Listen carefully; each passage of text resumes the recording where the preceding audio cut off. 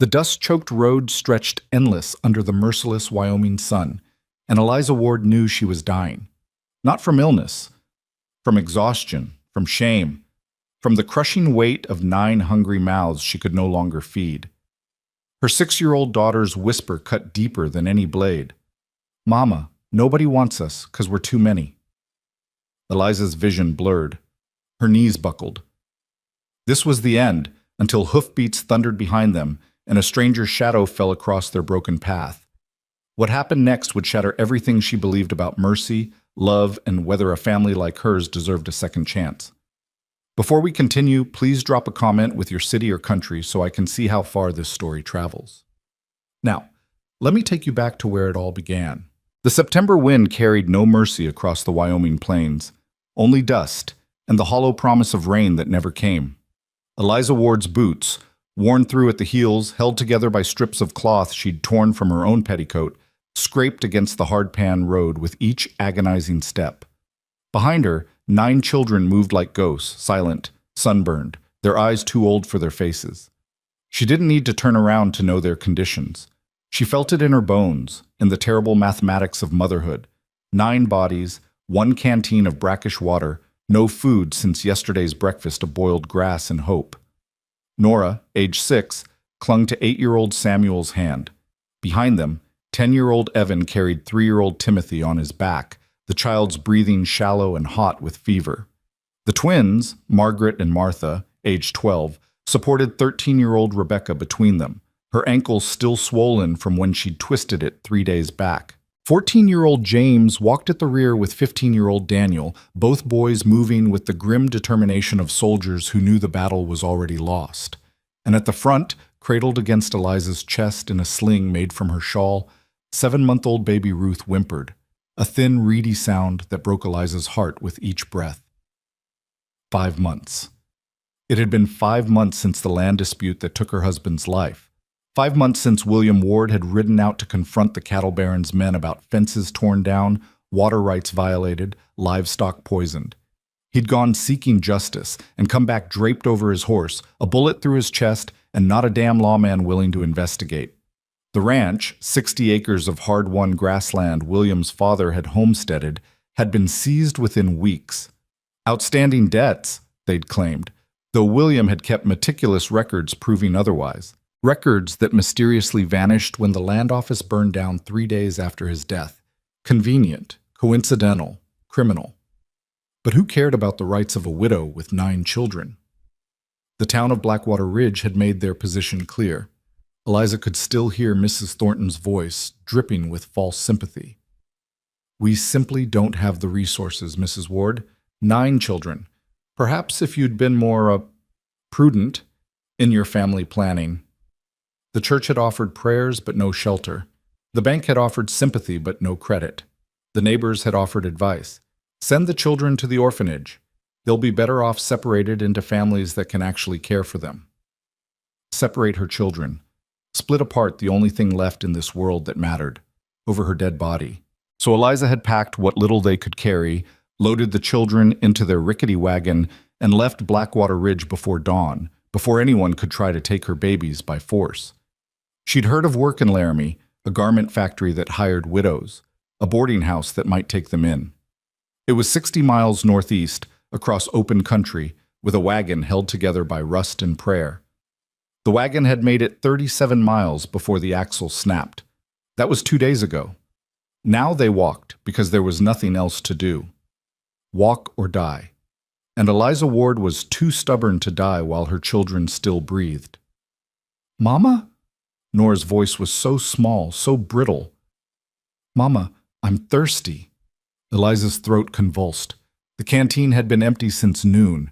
The sun was a hammer, the sky an anvil, and they were being beaten between the two. "I know, sweetheart," she managed, her voice cracked and raw. "There's a creek marked on the map, just a few more miles.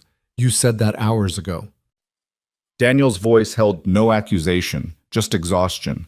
At 15, he'd become the man of the family by default, and the weight was crushing him. "Mama, we need to stop. The little ones can't go on."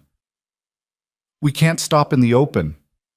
Eliza forced her legs to keep moving, even as her vision swam. There's no shelter, no water. We have to reach. Reach what? James appeared at her elbow, his face gaunt and dusty. Mama, there's nothing out here, just more road and more dust, and there's a town. Eliza pulled the folded map from her pocket with trembling hands. The paper was worn soft as cloth from her constant checking. Mercy Creek. It's marked right here, maybe 5 miles north. We can make it before dark, find help. The last 3 towns closed their doors on us. Daniel's voice was flat, dead. Why would this one be different? Because it has to be. Because I don't know what else to do. Because if we don't find help soon, I'm going to watch my children die one by one, and that will kill me faster than any bullet. But she didn't say any of that. Instead, she folded the map with careful precision and tucked it away. This one will be different, she said, and forced iron into her spine. Come on, let's keep moving. They walked. The sun crawled across the sky like it had all the time in the world. Eliza counted her children every few minutes, compulsively, terrified that one would simply fold up and disappear into the dust. 9. Still 9. Thank God, still 9. Baby Ruth's whimpers grew weaker, more infrequent. That scared Eliza more than crying would have. She adjusted the sling, pressed her lips to Ruth's forehead. Too hot. The baby needed water, needed food, needed things Eliza couldn't provide. Mama, I can't. Margaret stumbled, and Martha grabbed her twin's arm, both girls swaying. We're stopping. Daniel's voice brooked no argument. Mama, we're stopping right now, or someone's going to collapse. He was right. Eliza knew he was right, but the sun was still high. They were exposed on open road, and stopping meant admitting they were beaten. There, Rebecca pointed with a shaking hand toward a cluster of cottonwood trees about 100 yards off the road. Shade, at least. It took them 20 minutes to cover that 100 yards. By the time they reached the trees, Eliza's legs were shaking so badly she had to lean against a trunk to stay upright. The children collapsed in the sparse shade like puppets with cut strings. Eliza made herself check each one. Timothy was burning with fever, his lips cracked and bleeding. The twins were pale as ghosts. Nora had curled into a ball, making herself as small as possible, as if she could disappear entirely. Samuel's hands shook when he tried to pat her back. Daniel, James, come with me. Eliza forced herself upright. We'll scout ahead, see if there's water. Mama, you can barely stand. Daniel's voice cracked. Just rest, please. Just for an hour. An hour? What would an hour cost? The baby's life? Timothy's? How did she calculate the value of rest against the value of time? Eliza looked at her oldest son and saw terror hiding behind exhaustion. He was 15 years old and he thought his mother was going to die. He was probably right. 1 hour, she whispered, and let herself sink down against the cottonwood trunk. Ruth stirred in the sling, and Eliza rocked her gently, uselessly, mother's instinct with nothing behind it but love and air. The shade was a blessing, but it couldn't erase their thirst or fill their bellies. It couldn't change the fact that they were stranded in the middle of nowhere with no help coming and no miracles left. Eliza closed her eyes just for a moment, and behind her eyelids she saw William, strong and laughing, lifting Nora onto his shoulders while the older boys chased each other around the yard, and she stirred a pot of stew that actually had meat in it. A lifetime ago. A different world. I'm sorry, she whispered to his ghost. I tried. God help me, I tried. Mama? Nora's small voice pulled her back. Mama, are we going to die? Every parent's nightmare distilled into 4 simple words from a 6-year-old's mouth. Eliza opened her eyes and looked at her daughter, dirty, sunburned, hopeful despite everything because children always believed their mothers could fix anything. No, baby. Eliza pulled Nora close, pressed a kiss to her dusty hair. No, we're not going to die. We're going to rest here a bit, then we'll keep walking and we'll find help. I promise. Promises made in desperation were lies dressed up in a mother's love. But what else could she offer? Nora nestled against her side. The ladies in town said nobody would want us because we're too many kids. Is that true? Eliza's heart cracked clean in half. She hadn't realized Nora had heard that conversation with Mrs. Thornton. How much else had her children overheard? How many other casual cruelties had they absorbed? Those ladies were wrong, Eliza said fiercely. They were wrong and small-minded but Mama, maybe they're right. Nora's voice was so serious, so small. Maybe 9 kids is too many. Maybe if there were less of us, someone would help. Nora Elizabeth Ward, you listen to me. Eliza gripped her daughter's thin shoulders, forcing eye contact. Every single one of you is wanted. Every single one of you is loved. And anyone who thinks 9 is too many isn't worthy of knowing even one of you. Do you understand? Nora's lower lip trembled. Yes, Mama. But her eyes said she didn't believe it, and that broke Eliza's heart all over again. The hour passed like a held breath. Eliza dozed without meaning to, jerking awake every few minutes in a panic, counting children compulsively.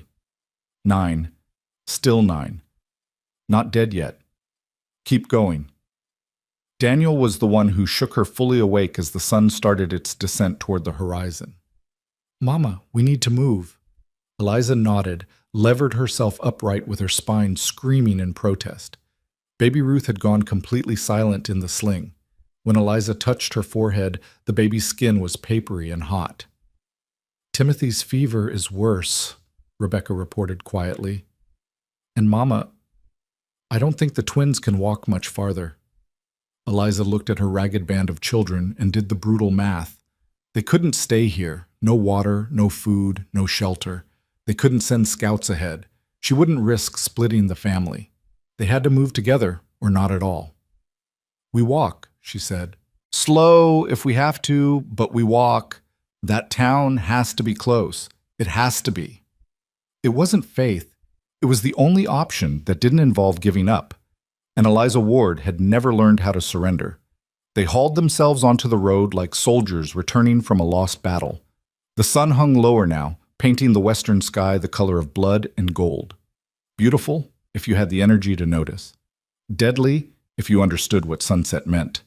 Darkness, cold, predators, and the absolute certainty that they couldn't survive a night in the open. They walked. Eliza counted steps instead of miles. 1 step, 2 steps, 20, 50, 100. Count the steps and don't think about the children stumbling behind you. Don't think about the baby's silence. Don't think about how your own legs are shaking, how your vision keeps narrowing to a tunnel, how your heartbeat feels irregular and strange. Just walk. The road stretched on, exactly the same in every direction. Dust and scrub brush and endless sky, and Eliza began to understand that the map had lied, that Mercy Creek was a fiction, that they were going to die on this road and their bones would bleach in the sun and no one would even know to look for them. Mama! Samuel's voice was urgent. Mama, someone's coming!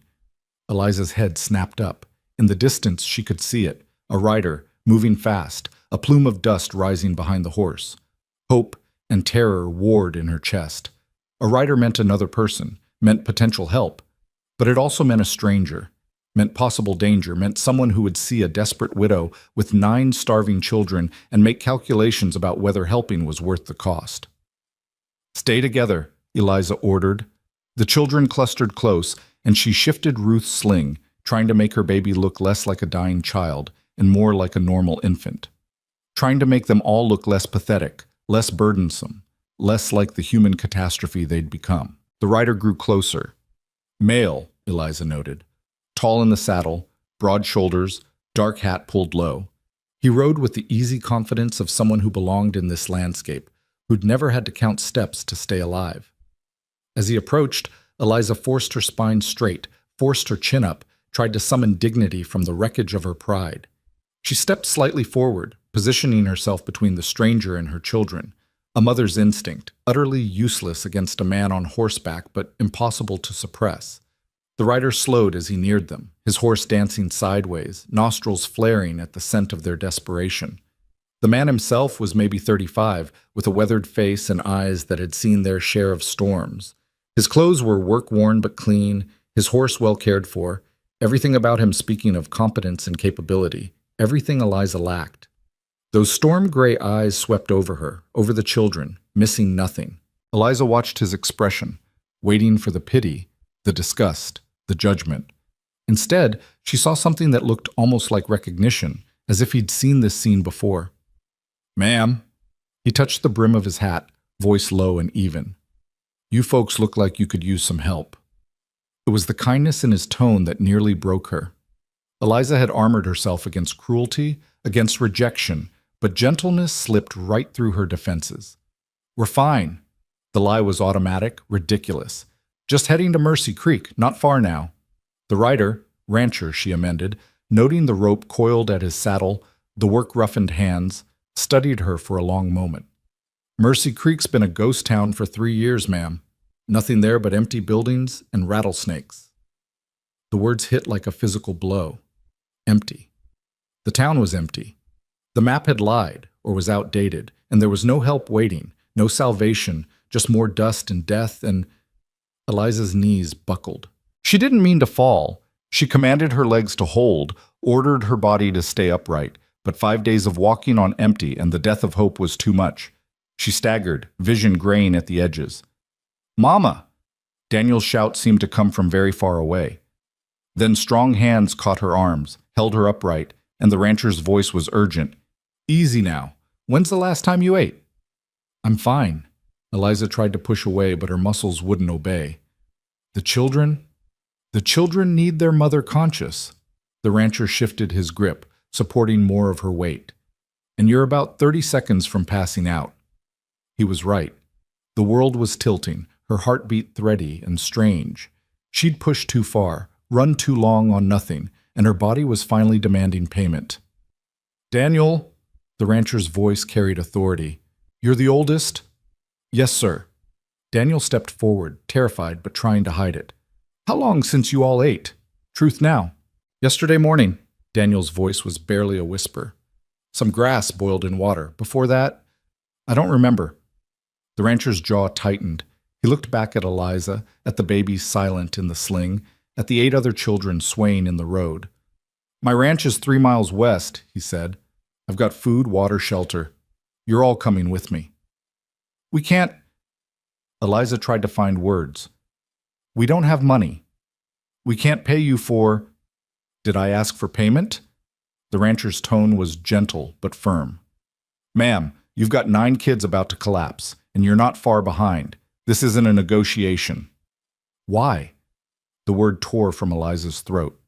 "Why would you help us? You don't even know us. We're nothing but—" "Trouble?"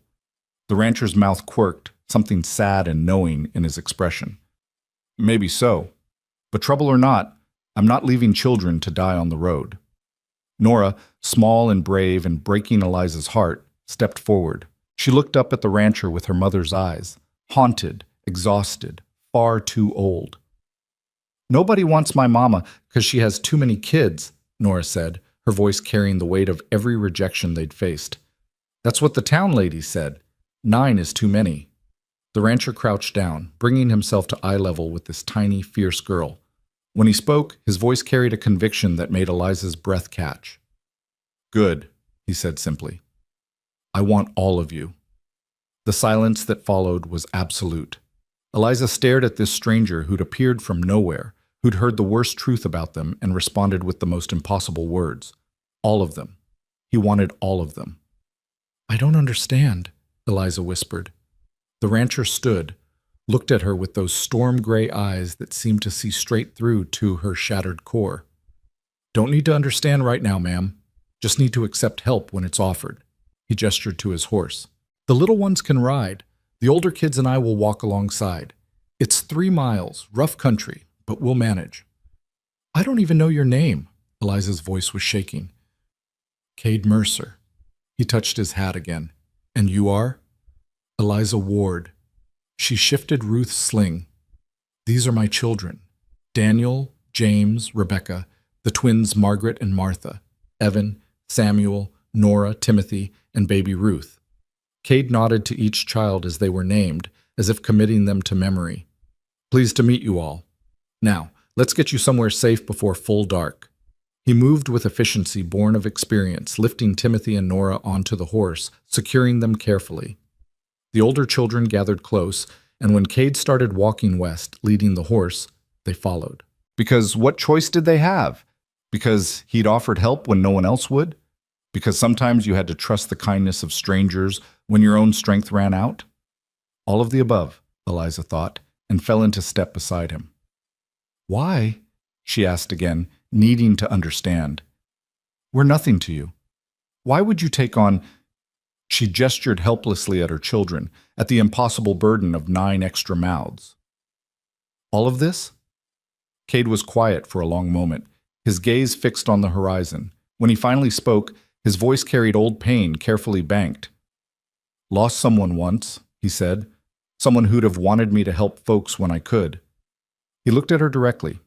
So that's what I do. It wasn't an explanation, not really, but it was enough for now, enough to keep walking, enough to let hope, fragile, terrifying hope, kindle in her chest. They walked west as the sun bled out across the sky, and for the first time in months, Eliza Ward allowed herself to believe that maybe, just maybe, they might survive this after all. The ranch appeared on the horizon like a mirage, weathered wooden buildings silhouetted against the dying light, solid and real in a way that made Eliza's chest tighten with something dangerously close to relief. Cade's property wasn't grand or sprawling, but it had the quiet dignity of a place built by capable hands and maintained through sheer, stubborn will. The main house stood 2 stories tall, its paint faded but its structure sound. A barn leaned slightly to the left, as if tired but refusing to fall. Corrals stretched out behind, empty now in the gathering dusk, and a windmill creaked rhythmically in the evening breeze. It was the most beautiful thing Eliza had seen in months. Almost there, Cade said quietly, and Timothy stirred on the horse, lifting his fevered head. The last quarter-mile felt longer than the previous 3 combined. Eliza's legs moved through pure force of will, her body beyond exhaustion into that strange, floating space where pain became abstract. Beside her, Daniel stumbled, caught himself, kept walking. Behind them, the twins leaned on each other, 2 halves of a whole barely managing to stay upright. They crossed through a gate. Cade held it open, counting heads as each child passed through, and into a yard that smelled of hay and horses and something cooking. Eliza's stomach clenched violently at that last scent, and she had to stop, breathing through her nose, willing herself not to collapse right there in sight of shelter. Rebecca, James, help your mother to the porch. Cade was already lifting Timothy down from the horse, the boy's small body limp as a rag doll. Daniel, bring the little ones inside. Front doors unlocked. They moved like sleepwalkers, the children climbing the porch steps with the slow deliberation of the very old or very young. The door swung open on well-oiled hinges and warm air spilled out, actual warmth from an actual fire, the kind of luxury they'd forgotten existed. The interior was sparse but clean. A main room with a stone fireplace, a long wooden table flanked by mismatched chairs, a kitchen area with a cast-iron stove still radiating heat, stairs leading up to what must be bedrooms. Everything neat, everything ordered, everything carrying the particular loneliness of a house kept by someone who lived alone. Sit, Cade instructed, and the children dropped into chairs like soldiers given permission to fall out. Nora crawled into Samuel's lap, both of them shaking with exhaustion. The twins slumped against each other. Evan simply laid his head on the table and closed his eyes. Eliza remained standing through sheer stubbornness, clutching Ruth's sling, swaying slightly. Her mind felt disconnected from her body, floating somewhere above the scene, unable to fully process that they were inside, that there was food cooking, that this stranger had actually brought them home. Ma'am, you need to sit before you fall. Cade's voice cut through the fog. He'd deposited Timothy on a settee near the fire and was already moving toward the stove. I've got stew. Made it this morning, so it's been simmering all day. Nothing fancy, but it's hot and there's plenty. We can't. Eliza's protest died as her knees gave out. James caught her elbow, guided her to a chair, and she sank into it gratefully, hating her weakness, grateful for it in equal measure. Can't what? Eat? Cade was ladling stew into bowls with practiced efficiency. Watch me stop you. He set the first bowl in front of Daniel. Slowly now. Your stomachs aren't used to real food, small bites, wait between them or you'll make yourselves sick. Daniel stared at the bowl like it might disappear. Chunks of beef, potatoes, carrots swimming in rich brown gravy. Real food. Actual meat. His hand shook as he picked up the spoon. Go on, Kate encouraged. All of you. There's more where that came from. It was like watching a dam break in slow motion. Daniel took one bite, then another, tears streaming down his face as he chewed. The twins received their bowls and ate in perfect synchronization, their eyes closed in something like prayer. Samuel tried to feed Nora first, but she pushed the spoon back toward his mouth. You first, you're bigger. And they compromised by taking turns. Cade moved through the room distributing bowls, his movements economical and sure. When he reached Eliza, he paused, studying her with those storm-gray eyes. The baby needs water first, he said. You have milk? Eliza's face burned with shame. Not enough. I've been trying, but without food, without water, I can't. Her voice cracked. She's barely nursing anymore. Cade nodded once, disappeared into the kitchen, returned with a clean cloth and a cup of water. We'll try this. Dip the cloth, let her suck on it, small amounts, frequent. If that doesn't work, I've got a neighbor with a milk cow. We can try that. He showed Eliza how to wet the cloth, how to let Ruth's tiny mouth close around the fabric. The baby stirred, whimpered, then began to suck weakly. It wasn't much, but it was something, and Eliza felt hot tears track down her cheeks. Thank you, she whispered. Thank you. I don't know how to eat your stew. Cade set a bowl in front of her. Can't help the baby if you collapse. The stew was the best thing Eliza had ever tasted, and she knew objectively that it was probably just decent ranch cooking. But to a body running on empty, it might as well have been a feast prepared by angels. She forced herself to follow Cade's advice. Small bites, slow chewing, waiting between spoonfuls, even as her stomach screamed for more, faster, everything. Around the table, her children ate with the same desperate restraint. No one spoke. The only sounds were spoons against bowls, quiet chewing, the crackle of the fire, and Ruth's small sucking noises as she pulled water from the cloth. Cade refilled bowls without being asked, keeping portions modest, watching to make sure no one made themselves sick. When Evan reached for a third helping, Cade gently intercepted his hand. Give your stomach time to settle first, he said kindly. I promise there'll be breakfast in the morning. You won't go hungry here. Evan nodded, but his eyes were wary, like he'd heard promises before that turned to lies. After the meal, Cade cleared the bowls and set water to boil on the stove. There's a washroom through that door, he told Daniel. 3 at a time can wash up. You'll feel better for it. And I'll need to check the little one's fever. He gestured to Timothy, still lying listless on the settee. I can do it, Eliza protested, but Cade shook his head. You're barely upright yourself. Let me help. He crossed to Timothy, laid a hand on the boy's forehead, frowned. He's burning up. How long has he been sick? 3 days. Eliza felt guilt twist in her gut. I've been trying to keep him cool, but without water, without shade. You did what you could. Cade's tone was matter-of-fact, not absolving her, but not condemning either. He scooped Timothy up as if the 4-year-old weighed nothing. I've got willow bark tea and cool compresses. We'll get this fever down. He disappeared upstairs with Timothy cradled against his chest, and Eliza felt something in her chest crack open. This stranger carrying her sick child with the same gentle competence he'd shown in everything else. Asking for nothing, expecting nothing, just helping because it needed to be done. Daniel organized the washing rotation with military precision, sending the twins first, then Samuel and Nora, then Evan and James. Rebecca stayed with Eliza, hovering nervously, her 13-year-old face pinched with worry. Mama, is this real? She whispered. He's not going to... in the morning he won't... Won't what, sweetheart? Change his mind. Send us away. Tell us we're too much trouble. Rebecca twisted her hands in her skirt. Everyone else did. Eliza wanted to promise it would be different, but she'd learned the hard way that promises were just pretty lies dressed up in hope.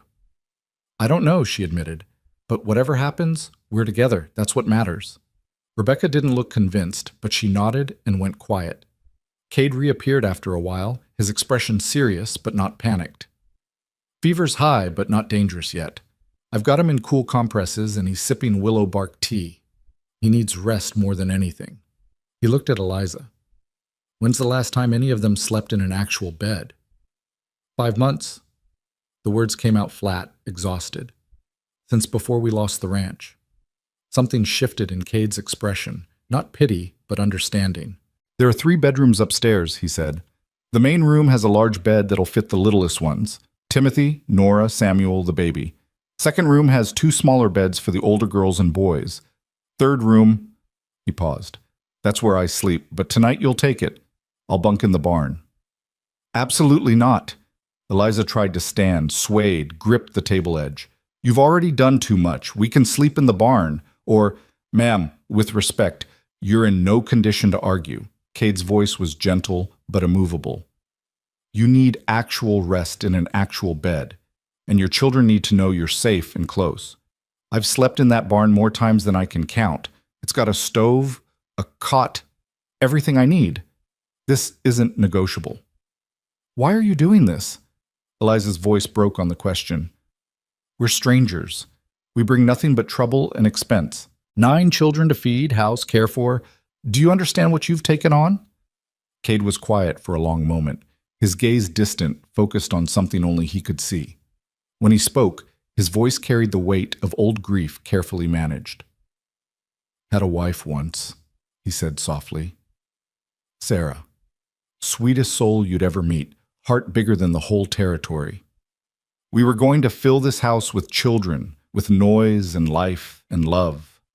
He looked at Eliza directly. She died of fever 6 years ago, 3 months after our wedding. Took our unborn baby with her. The silence that followed was profound. Eliza felt tears burn behind her eyes, felt Rebecca's hand slip into hers. I'm sorry, Eliza whispered. I'm so sorry. Me too. Cade's smile was sad, self-deprecating. This house has been too quiet for too long. Sarah used to say that a home isn't about the building, it's about the people inside it. She'd have loved the chaos of 9 kids. He looked around at the children who'd gone silent, listening.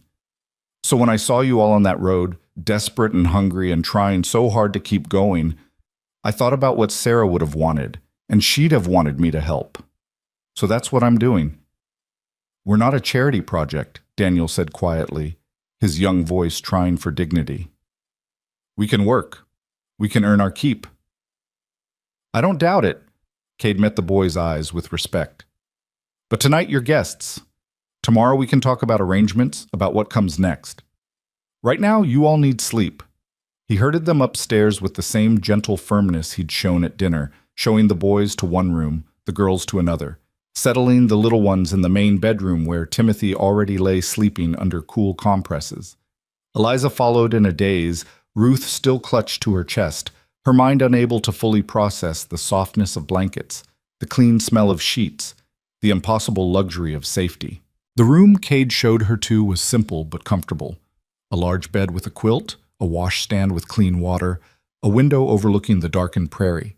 His room, Eliza realized, noting the few personal items. A photograph on the dresser showing a younger Cade and a beautiful woman with kind eyes. A pocket watch on the nightstand, boots lined up precisely by the door. Sarah, Cade said softly, seeing where Eliza's gaze had landed on the photograph. She'd have liked you, would have admired your strength, traveling alone with 9 children, refusing to give up. I'm not strong. Eliza's voice was hollow. I'm just too stubborn to die.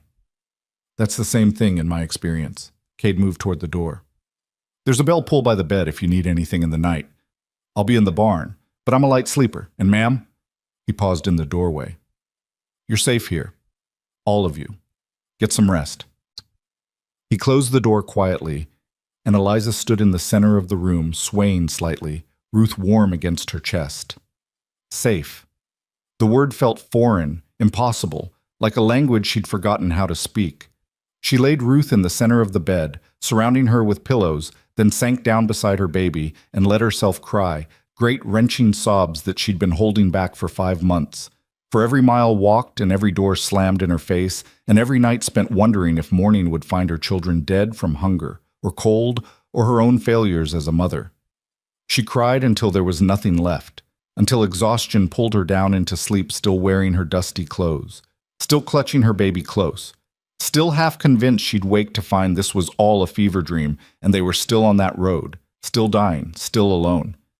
But when morning light filtered through the window, she was still in the soft bed. Ruth was stirring beside her, making small, hungry noises. And from downstairs came the smell of coffee and frying bacon and the low murmur of Cade's voice talking with her children.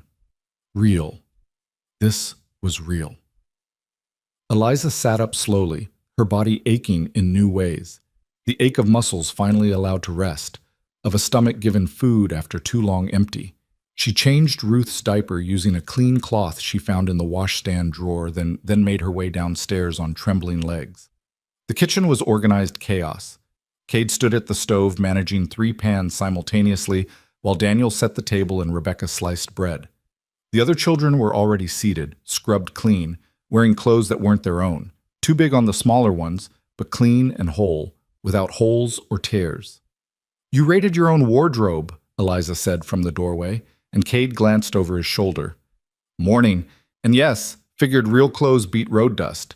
They'll need proper fitting later, but this works for now." He slid eggs onto plates with practiced ease. "How's the baby?" "Hungry." Eliza felt self-conscious, standing there in her filthy dress while everyone else looked almost human again. "I need to feed her, but you need food first." Cade pointed to an empty chair. "Sit, eat. Your daughter can wait 10 minutes. It went against every maternal instinct, but Eliza knew he was right. She sat, accepted the plate of eggs and bacon and fried potatoes he placed before her, and ate while Ruth fussed in her arms. The children chattered quietly, more animated than she'd seen them in months, and Eliza realized with a start that they were relaxed. Actually relaxed, without the constant tension of survival riding their shoulders. After breakfast, she retreated to feed Ruth in private, and when she emerged, Cade had organized the children into work details with the efficiency of a general deploying troops. "Daniel, James, you're with me checking fence lines. Rebecca, Margaret, Martha, if you're willing, the chicken coop could use mucking and the vegetable garden is more weeds than vegetables. Evan, Samuel, you two are on water duty. All the troughs need filling. And Nora," he crouched down to her level.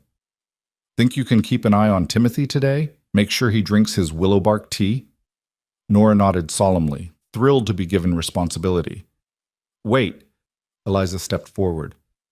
"Mr. Mercer, this is too much. We can't just take over your home, put your children to work." "They're not working, they're helping. There's a difference." Cade straightened, met her eyes calmly. "And while they're busy, you and I are going to have a conversation about what happens next." "Fair?" It wasn't fair. None of this was fair. She was imposing on his generosity, disrupting his life, taking advantage of his kindness. But she also didn't have the strength to refuse, not when her children finally looked like children again instead of starving refugees. "Fair," she whispered. The children scattered to their assigned tasks with an enthusiasm that made Eliza's throat tight. Cade poured 2 cups of coffee, handed her one, and gestured to the porch. They sat in rocking chairs that overlooked the prairie, the morning sun warming the weathered wood, and for a long moment neither spoke. Eliza sipped her coffee, real coffee, strong and hot, and tried to organize her thoughts into something coherent. "I need to be honest with you," she finally said. "We have nothing, no money, no property, no prospects. My husband was killed in a land dispute, and the men responsible took everything we owned. I've been trying to reach Laramie, find work, find somewhere to settle, but—" She gestured helplessly. 9 children. No one wants that burden." "So you've said." Cade's voice was mild. "And I've said I want all of you. So where does that leave us?" "I don't understand what you expect in return." Eliza set her coffee cup down with a sharp click. "No one helps without expecting something. What is it you want? Because if you think I'm going to trade myself for shelter, if you think—" "Stop." Cade's voice was sharp enough to cut through her rising panic. "Ma'am, I'm going to say this once clearly. I don't expect anything inappropriate from you or anyone else. What I'm offering is straightforward. Room, board, safety, for you and your children while you figure out your next steps. That's it. There's no such thing as charity without strings attached. Then call it something else." Cade leaned back in his rocker, his expression thoughtful. "Call it hiring help. I run this ranch alone and it's too much for one man. Your older boys are strong. They can help with livestock, mending fence, all the work that's been piling up. Your older girls clearly know their way around a household. You yourself. He gestured at the house behind them. This place hasn't seen a woman's touch in 6 years. It could use it. So we work as hired hands. Eliza tried to wrap her mind around it. For room and board. And a wage. Cade named a figure that made Eliza's eyes widen. Split however you see fit among the older children who work. The little ones are just children. They don't owe me labor. They owe me nothing except to be kids, which they haven't been able to do in too long. It was too generous. Too much. Too good to be true. Why? Eliza asked again. The truth this time. Not grief over your wife, not just kindness. Why would you tie yourself to a widow and 9 children? Will be nothing but a complication in your life. Cade was quiet for so long Eliza thought he might not answer. When he finally spoke, his voice was low, almost hesitant. You asked about Sarah, he said, about what she'd have wanted. Truth is, after she died, I wanted to die too. This ranch, this house, it all felt like a tomb. I went through the motions, worked myself half to death trying not to feel anything. He looked out at the prairie. Then about a year ago, I was in town and saw a woman getting thrown out of the general store with her kids. 3 little ones all crying, Mama trying to keep her dignity while the shopkeeper called her trash for not being able to pay her tab. Eliza felt her chest tighten, recognizing the story. I paid her tab, Cade continued. Bought her groceries. She cried, thanked me, promised to repay me. I never saw her again, heard later she'd moved to her sister's place in Denver. He turned to look at Eliza directly. But for the first time since Sarah died, I felt something other than emptiness. Felt like maybe I could still do something good in this world, even if I couldn't save the person I loved most. So we're... what? A replacement for your grief? No. Cade's voice was firm. You're people who need help, and I'm someone who can provide it. That's all. No hidden motives, no expectations beyond honest work for fair compensation. And if that's not enough, if you still can't trust it, he stood, looked down at her. Then stay a few days, rest, get your strength back, and I'll take you to Laramie myself. No strings, no debt. Your choice. He walked back inside, leaving Eliza alone on the porch with her coffee and her spinning thoughts. The sound of children's laughter drifted from the garden, her girls, working in the soil, giggling over something. From the barn came Daniel's voice, calling to his younger brother. Normal sounds, happy sounds, the sounds of a childhood she'd thought lost forever. Eliza closed her eyes and felt tears slide down her cheeks again. But these were different. Not despair this time. Not quite hope either. Something in between. The fragile recognition that maybe, just maybe, they'd stumbled onto something rare. A good man with a lonely house, and a widow with too many children, both trying to figure out how to keep living after loss tried to destroy them. It wasn't a fairy tale. It wasn't romance. It was something more practical and more precious. Survival through mutual need, generosity born of grief, and the possibility that broken things could be useful to each other. The day unfolded with surprising ease. The children worked without complaint, taking pride in their tasks, responding to Cade's quiet instructions with the eagerness of kids desperate to prove their worth. Eliza found herself drawn into the rhythm of the household, washing clothes, organizing the kitchen, discovering where Cade kept things, and silently noting what needed mending or replacing. It should have felt intrusive, going through a stranger's home. Instead, it felt oddly natural, like slipping into a role she'd been made for. By late afternoon, the house smelled of bread baking and stew simmering, and when the children tumbled in dusty and tired but smiling, Eliza realized they'd all survived a full day. Together, safe. That night at dinner, Cade complimented the bread, and Rebecca beamed. Daniel reported on fence repairs with the seriousness of a foreman, and Cade listened attentively, asking questions, treating the 15-year-old like an equal. The younger children's eyes were bright, their cheeks less hollow, Timothy's fever finally broken, and the boy demanding seconds. After the meal, as dishes were cleared and the children prepared for bed, Nora approached Cade shyly. Mr. Mercer? Her small voice was hesitant. Are we really allowed to stay? For more than tonight? Cade knelt down, meeting her at eye level. You're really allowed to stay, for as long as your mama decides you should. Forever? Nora's eyes were huge with hope and fear. That's up to your mama. Cade glanced at Eliza. But you're welcome here as long as you need to be. Nora threw her arms around his neck in an impulsive hug, and Eliza saw Cade's expression crack. Surprise, pain, something tender and broken and healing all at once.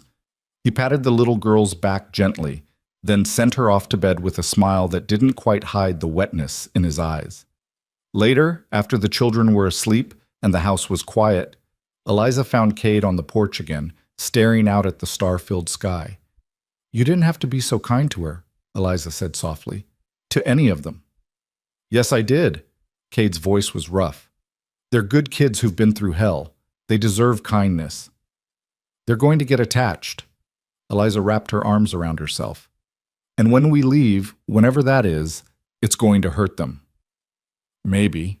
Cade didn't look at her. "Or maybe they'll remember that someone cared, even temporarily. That's worth something, isn't it?"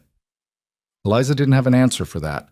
She stood beside him in the darkness, listening to the prairie wind and the distant call of a nightbird, and wondered how long this fragile peace could possibly last.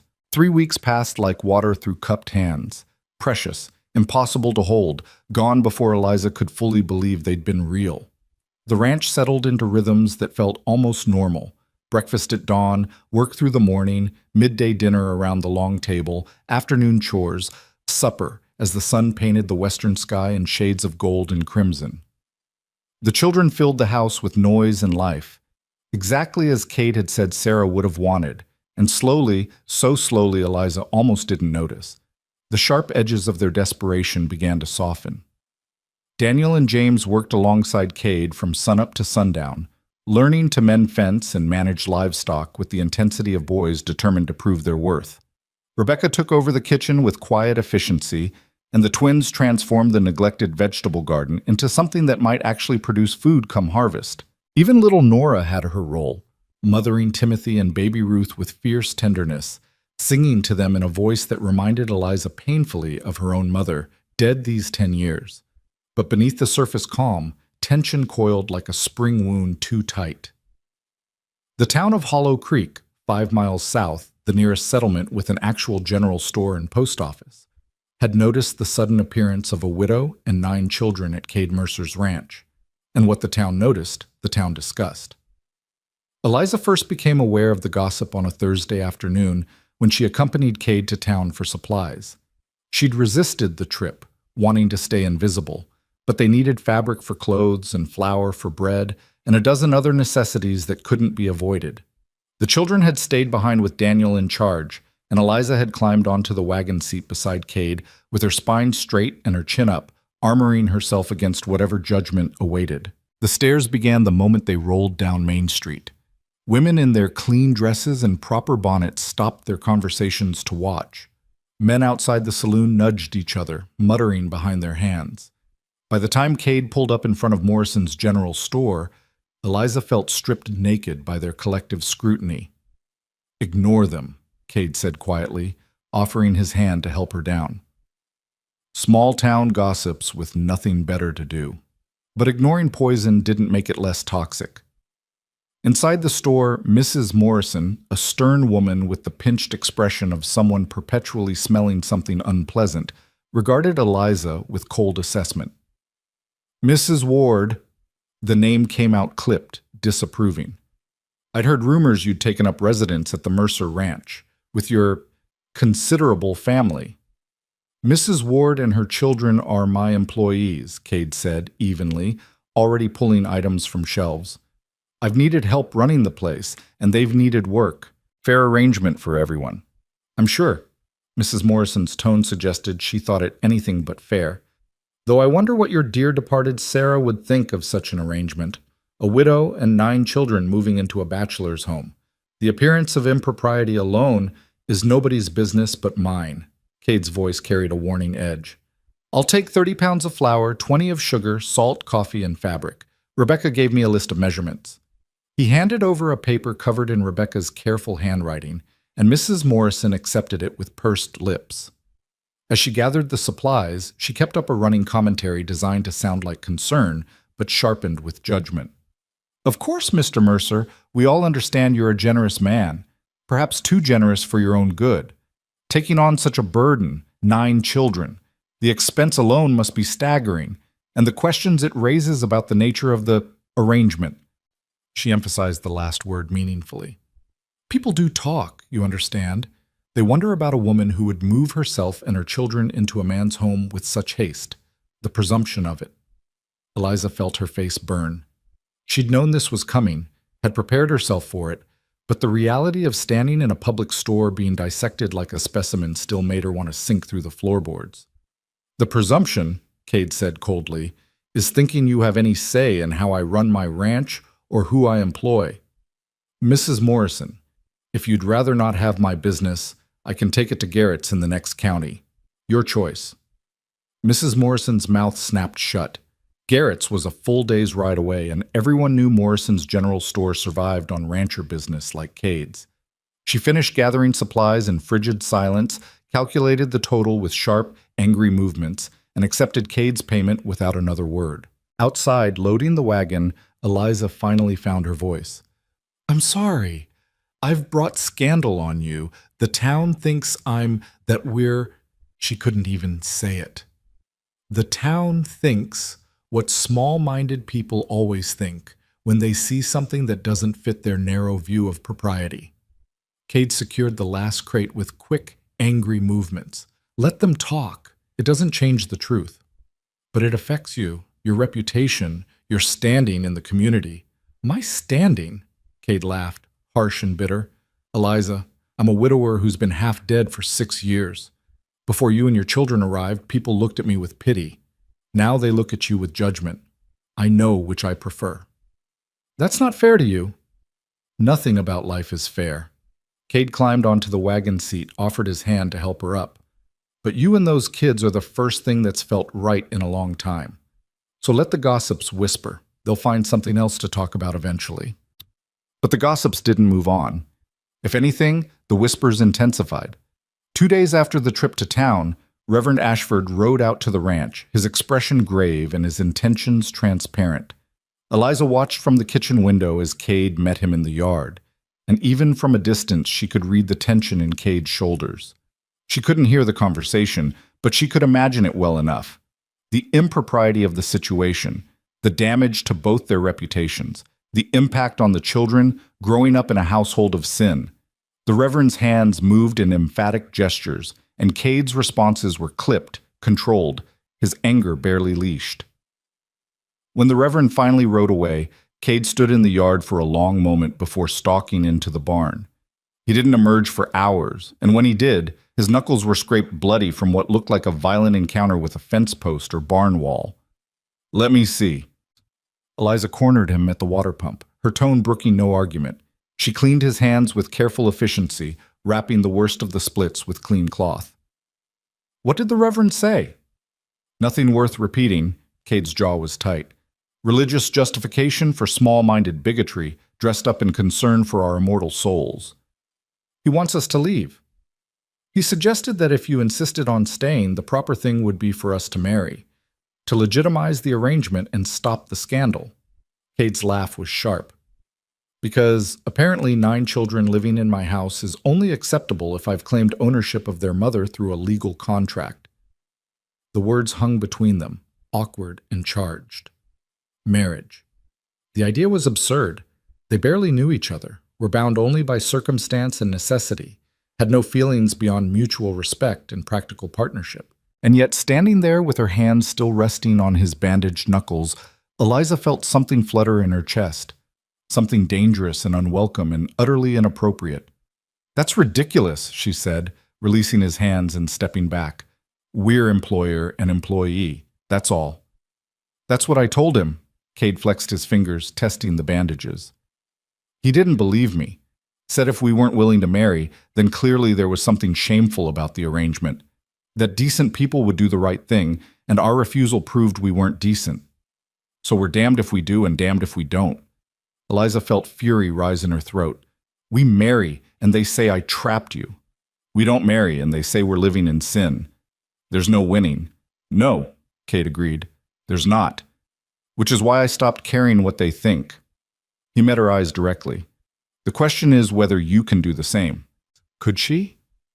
Eliza had spent her whole life caring what people thought, measuring her worth by community approval, shaping herself to fit their expectations. But community approval hadn't saved her husband or protected her children or kept them from starving on a dusty road. Community approval was a luxury she couldn't afford. "I can try," she said quietly. The days after the Reverend's visit carried a new weight. The older children had heard enough to understand they were the subject of town gossip, and it showed in little ways. Rebecca's shoulders hunched when she thought no one was watching, Daniel's jaw tight with suppressed anger, the twins whispering together in corners. Even little Nora seemed subdued, asking fewer questions, laughing less freely. It was James who finally broke, 2 weeks later, after a trip to town with Cade for blacksmith supplies. He came home with a split lip and skinned knuckles, and when Eliza demanded an explanation, he exploded. "They called Mama a whore!" The 14-year-old's voice cracked with rage and tears.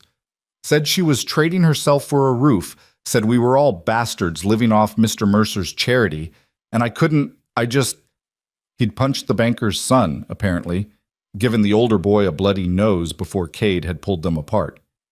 And now James stood in the kitchen shaking with adrenaline and shame, expecting punishment, expecting to be told he'd made things worse. Instead, Cade clapped him on the shoulder. "Good right hook. Your father teach you that?" James blinked, confused. Yes, sir, before he died." "He taught you well. But next time, wait until there aren't witnesses. Less trouble that way." Cade's expression was grim. "I'm sorry you had to hear those things. They're lies, all of them, and anyone with eyes can see it. But people believe what they want to believe. It's not fair." James's voice was thick with unshed tears. "Mama's the strongest person I know. She kept us alive, kept us together when everyone else said to split us up. And they act like we're garbage," Daniel supplied flatly from the doorway.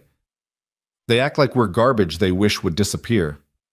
The silence that followed was heavy with shared pain.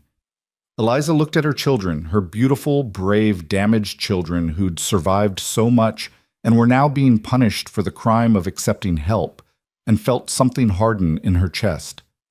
"Maybe we should go," she said quietly.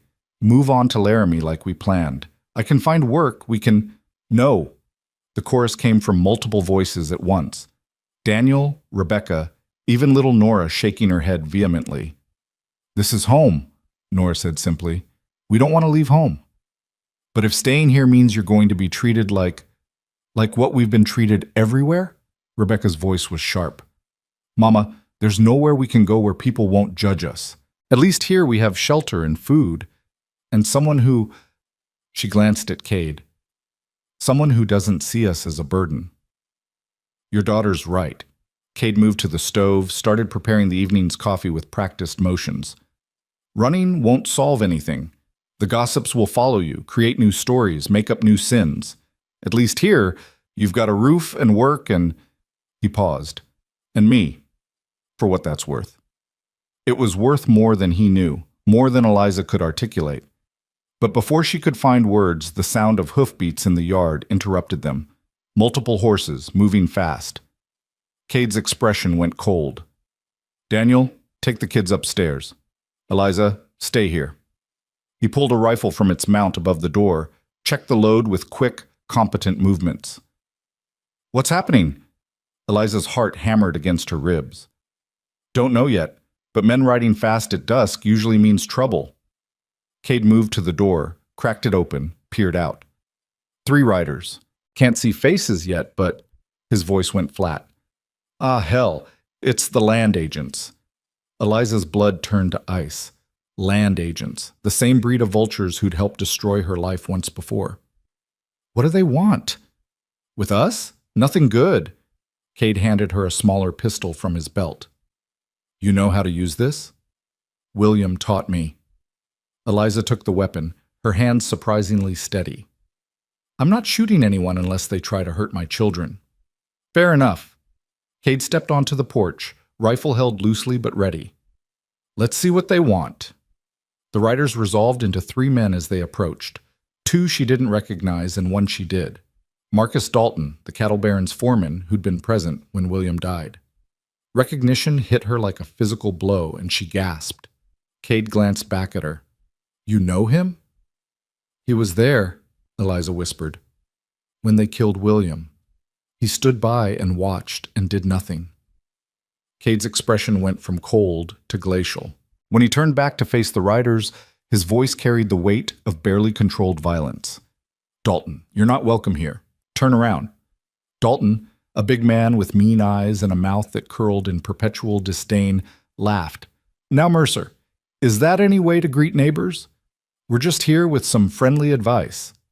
"I don't need advice from men who murder homesteaders and steal their land." Cade's rifle shifted slightly, not quite aiming, but close. "Say what you came to say and leave." The two men flanking Dalton shifted in their saddles, hands moving toward their own weapons. The tension ratcheted up another notch, violence humming in the air like electricity before a storm. "We've been hearing interesting things," Dalton said, his tone conversational but his eyes hard, "about you taking in a certain widow and her extensive family. Same widow whose husband got himself killed over a property dispute last spring.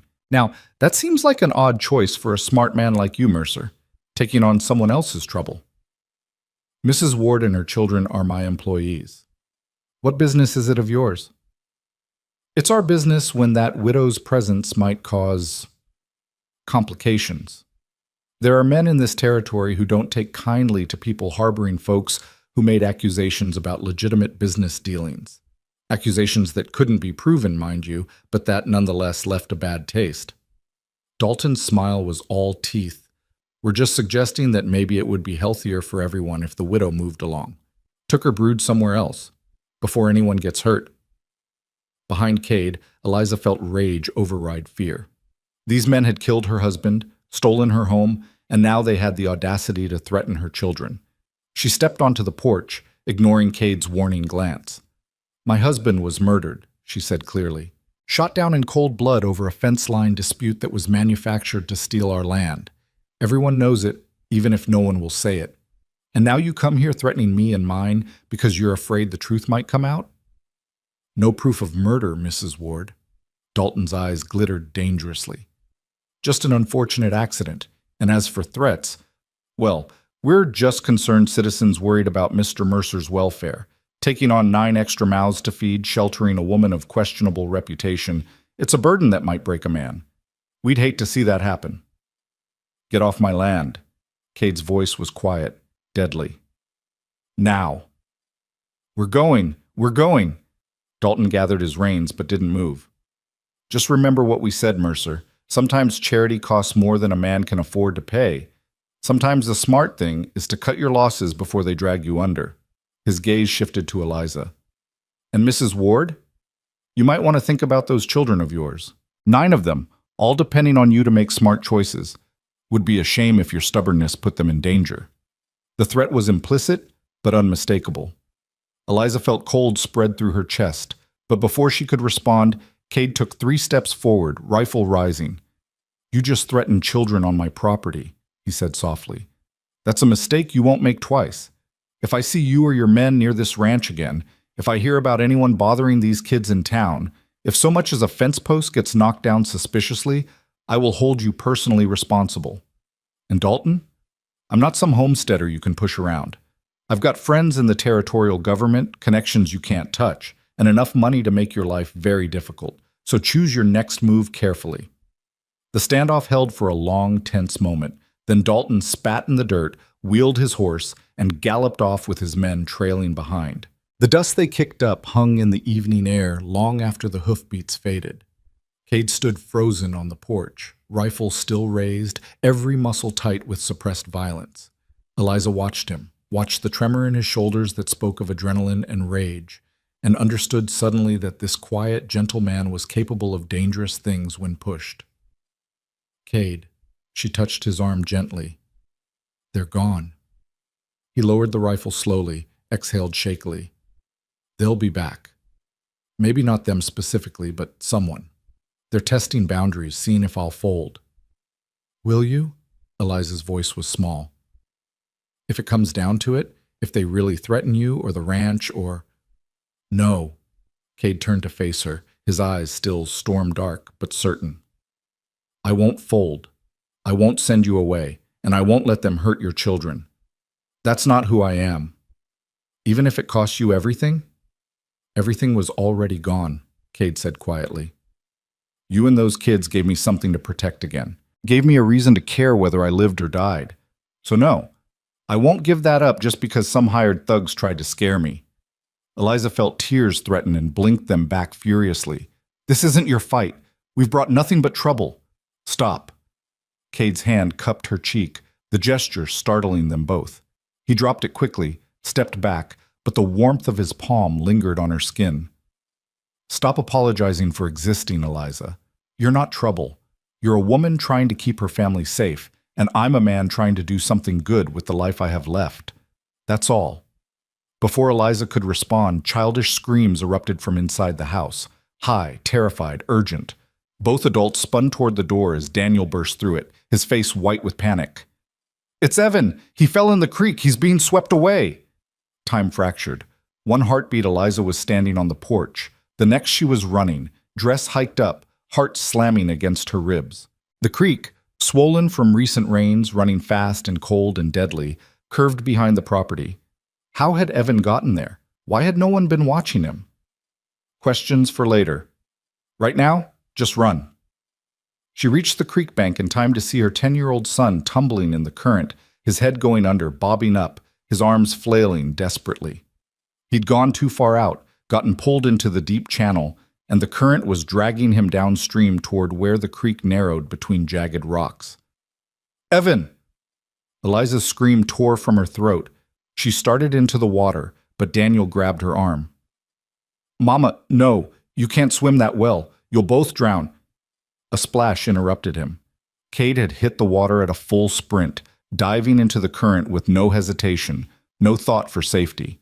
Eliza watched in frozen horror as he disappeared beneath the roiling surface, as seconds stretched into eternity, as her son's head went under again and didn't come up. Then Cade surfaced. Evan clutched against his chest, fighting the current that tried to rip them both downstream. He was strong, Eliza realized. Years of ranch work had built muscle and endurance, but the creek was stronger. It pulled them toward the rocks, toward the narrow chute where the water funneled through with enough force to shatter bones. The rope! Daniel was already running back toward the barn. I'll get the rope! But there wasn't time. Cade and Evan were seconds from the rocks, and once they hit that chute, they'd be lost. Eliza made a split-second decision born of desperation. She grabbed a low-hanging cottonwood branch, leaned as far over the water as she could, and screamed Cade's name. He saw her, saw what she was doing, and angled toward the bank with powerful strokes. The current fought him every inch, but he was fighting back with everything he had, one arm locked around Evan, the other clawing through the water, 3 feet from the branch, 2 feet. The rocks loomed, water churning white and violent. Eliza's fingers brushed Cade's outstretched hand. Missed. He went under, and she thought that was it. They were gone. She'd lost another person she cared about. The realization hit as Cade's head broke the surface again, as his hand closed around her wrist in a grip that sent pain shooting up her arm. She grabbed the branch with her other hand, felt her shoulder scream in protest as his full weight plus Evan's pulled against her, felt herself sliding toward the water. Then other hands grabbed her, Daniel and Rebecca, anchoring her, pulling back. Between them, they hauled Cade and Evan close enough to the bank that Cade could find purchase, could drag them both onto solid ground before collapsing, coughing water, his shoulder torn open where a submerged rock had caught him. Evan vomited creek water and sobbed. Cade just lay on his back gasping, blood spreading across his shirt, his face gray with exhaustion and pain. You're hurt. Eliza was already stripping off her shawl, pressing it to the wound. The gash was deep, ragged, bleeding heavily. You need a doctor. No time, just bind it tight. Cade's voice was thread-thin but steady. The boy, is he? I'm okay. Evan was crying, shaking, but alive and breathing. I'm sorry. I just wanted to catch a fish for dinner, and I slipped. And, hush! Eliza wanted to scold him, to shake him for being so reckless, but relief overwhelmed anger. You're safe. That's all that matters. She bound Cade's shoulder as tightly as she could while Daniel and Rebecca helped him to his feet. The walk back to the house took forever, Cade leaning heavily on Daniel, his face twisted with pain he was trying desperately to hide from the children who'd gathered in a frightened cluster. Inside, Eliza cleared the kitchen table and made Cade lie down while she assessed the damage. The wound was worse than she'd thought. Not just torn skin, but damaged muscle, the kind of injury that could cripple if not treated properly. "This needs stitching," she said quietly. "Real doctoring, not just field medicine." "Can't afford the gossip." Cade's voice was strained. "Having the doc out here, him seeing you and the kids, it'll just fuel more rumors." "I don't care about rumors. You're bleeding." "Then you stitch it." Cade's eyes found hers. "You've done medical work before. I've seen you with the kids when they're sick. You can do this." Eliza wanted to protest, but he was right. She'd learned basic field medicine by necessity, had stitched her husband's injuries more than once. Her hands were steady, her knowledge sufficient. What she lacked was courage, the courage to hurt someone she cared about, even to heal them. But Kate had jumped into a flooding creek to save her child without hesitation. The least she could do was return the favor. "Rebecca, boil water and bring me the sewing kit. Daniel, find whiskey. There's a bottle in the cupboard. Margaret, Martha, keep the little ones upstairs and distracted." Eliza rolled up her sleeves. "And Cade? This is going to hurt." "I know." His jaw was tight, his breathing shallow. "Do what needs doing." She cleaned the wound with boiled water and whiskey, watching him bite down on leather to keep from screaming. She threaded the needle with fingers that didn't shake despite the terror in her heart. And then she stitched him back together, pulling torn flesh into alignment, her movements careful and sure, while he gripped the table edge hard enough to leave marks in the wood. 15 stitches. By the time she finished, Cade's face was gray and slick with sweat, but he hadn't made a sound beyond harsh breathing through clenched teeth. Eliza bandaged the shoulder with clean cloth, her hands gentle now that the worst was done. "You need to rest," she said quietly. "No work for at least a week, maybe 2. "Can't rest. Ranch doesn't run itself." "Then we run it." Daniel's voice came from the doorway, young but determined. "Me and James and the girls, we've been learning from you, Mr. Mercer. We can handle things while you heal." Cade looked at the boy, 15 years old and trying so hard to be a man, and something in his expression softened. "You'll need help with the heavy work." "We'll figure it out." Rebecca appeared beside her brother, equally determined. "You saved Evan's life. You got hurt protecting our family. Let us take care of you for once." "Family." Cade repeated the word slowly, as if tasting it. His gaze shifted to Eliza, and something passed between them. Recognition, understanding, the acknowledgement of a truth they'd both been avoiding. "Is that what we are now?" Eliza looked at this man who'd taken them in when no one else would, who'd faced down land agents and town gossip, who just nearly died saving her child. She looked at her children clustered in the doorway, their faces tight with worry for the man who'd become more than just their employer. She felt the weight of the moment pressing down, demanding honesty. "Yes," she whispered. "I think maybe we are." Cade's good hand found hers, squeezed gently. "Good," he murmured, his voice rough with exhaustion and pain and something else, something that made Eliza's heart stutter. "I want all of you, remember?" Then his eyes closed, consciousness slipping away, and Eliza sat beside him, holding his hand while her children gathered close, and the reality of what had happened, what had almost happened, crashed over them all. Family keeps each other alive. Cade had said that, there in the water, risking everything for a child that wasn't his. And in that moment, Eliza finally understood what he'd been offering from the beginning. Not charity, not pity, but belonging. A place where they could be more than burdens, more than survivors, more than the desperate refugees no one wanted. A place where they could be home. Cade woke in his own bed with no memory of getting there, his shoulders screaming and his mouth tasting like old leather and regret. Afternoon light slanted through the window, golden and warm, and for a confused moment he thought he was alone. Then he heard the soft rustle of fabric and turned his head to find Eliza sitting in the chair beside the bed, her sewing forgotten in her lap, her eyes closed in exhausted sleep. She looked different in repose, younger, the lines of worry smoothed from her face, her dark hair escaping its pins to curl around her cheeks. Beautiful, Cade thought, then immediately felt guilty for thinking it. She was his employee, a widow under his protection, a woman who'd trusted him to keep her children safe. Noticing that she was beautiful felt like a violation of that trust. But he noticed anyway, and the noticing made his chest tight with something he hadn't felt in 6 years. Something dangerous and unwelcome and utterly impossible to ignore. "You're staring!" Eliza's eyes opened, catching him, and Cade felt heat rise in his face like a schoolboy caught passing notes. "Sorry, I was just wondering how I got upstairs." "Daniel and James carried you. You were unconscious by then, which was probably a mercy given how much the movement must have hurt." Eliza set aside her sewing, leaned forward to check his bandages with practiced efficiency. "How's the pain?" "Manageable." A lie. His shoulder felt like it was being torn apart by wolves, but admitting weakness had never come easy. "How long was I out?" 14 hours. It's past noon now." Her fingers were gentle against his skin, checking for fever, for infection, for the 100 small signs that a wound was going bad. "You were lucky. The rock missed the major blood vessels by inches. If it had hit differently—" She didn't finish the sentence, but Cade heard what she wasn't saying. "If it had hit differently, he'd have bled out in the creek, and Evan would have drowned, and this fragile thing they'd been building would have shattered before it had a chance to become real."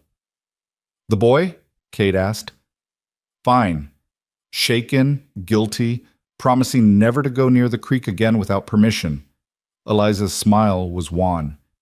"He's been up here 6 times to check on you, convinced this is all his fault." "It's not. Kids do foolish things. That's their job." Cade tried to sit up, gasped as pain lanced through his shoulder and fell back against the pillows. "Damn it! Don't move."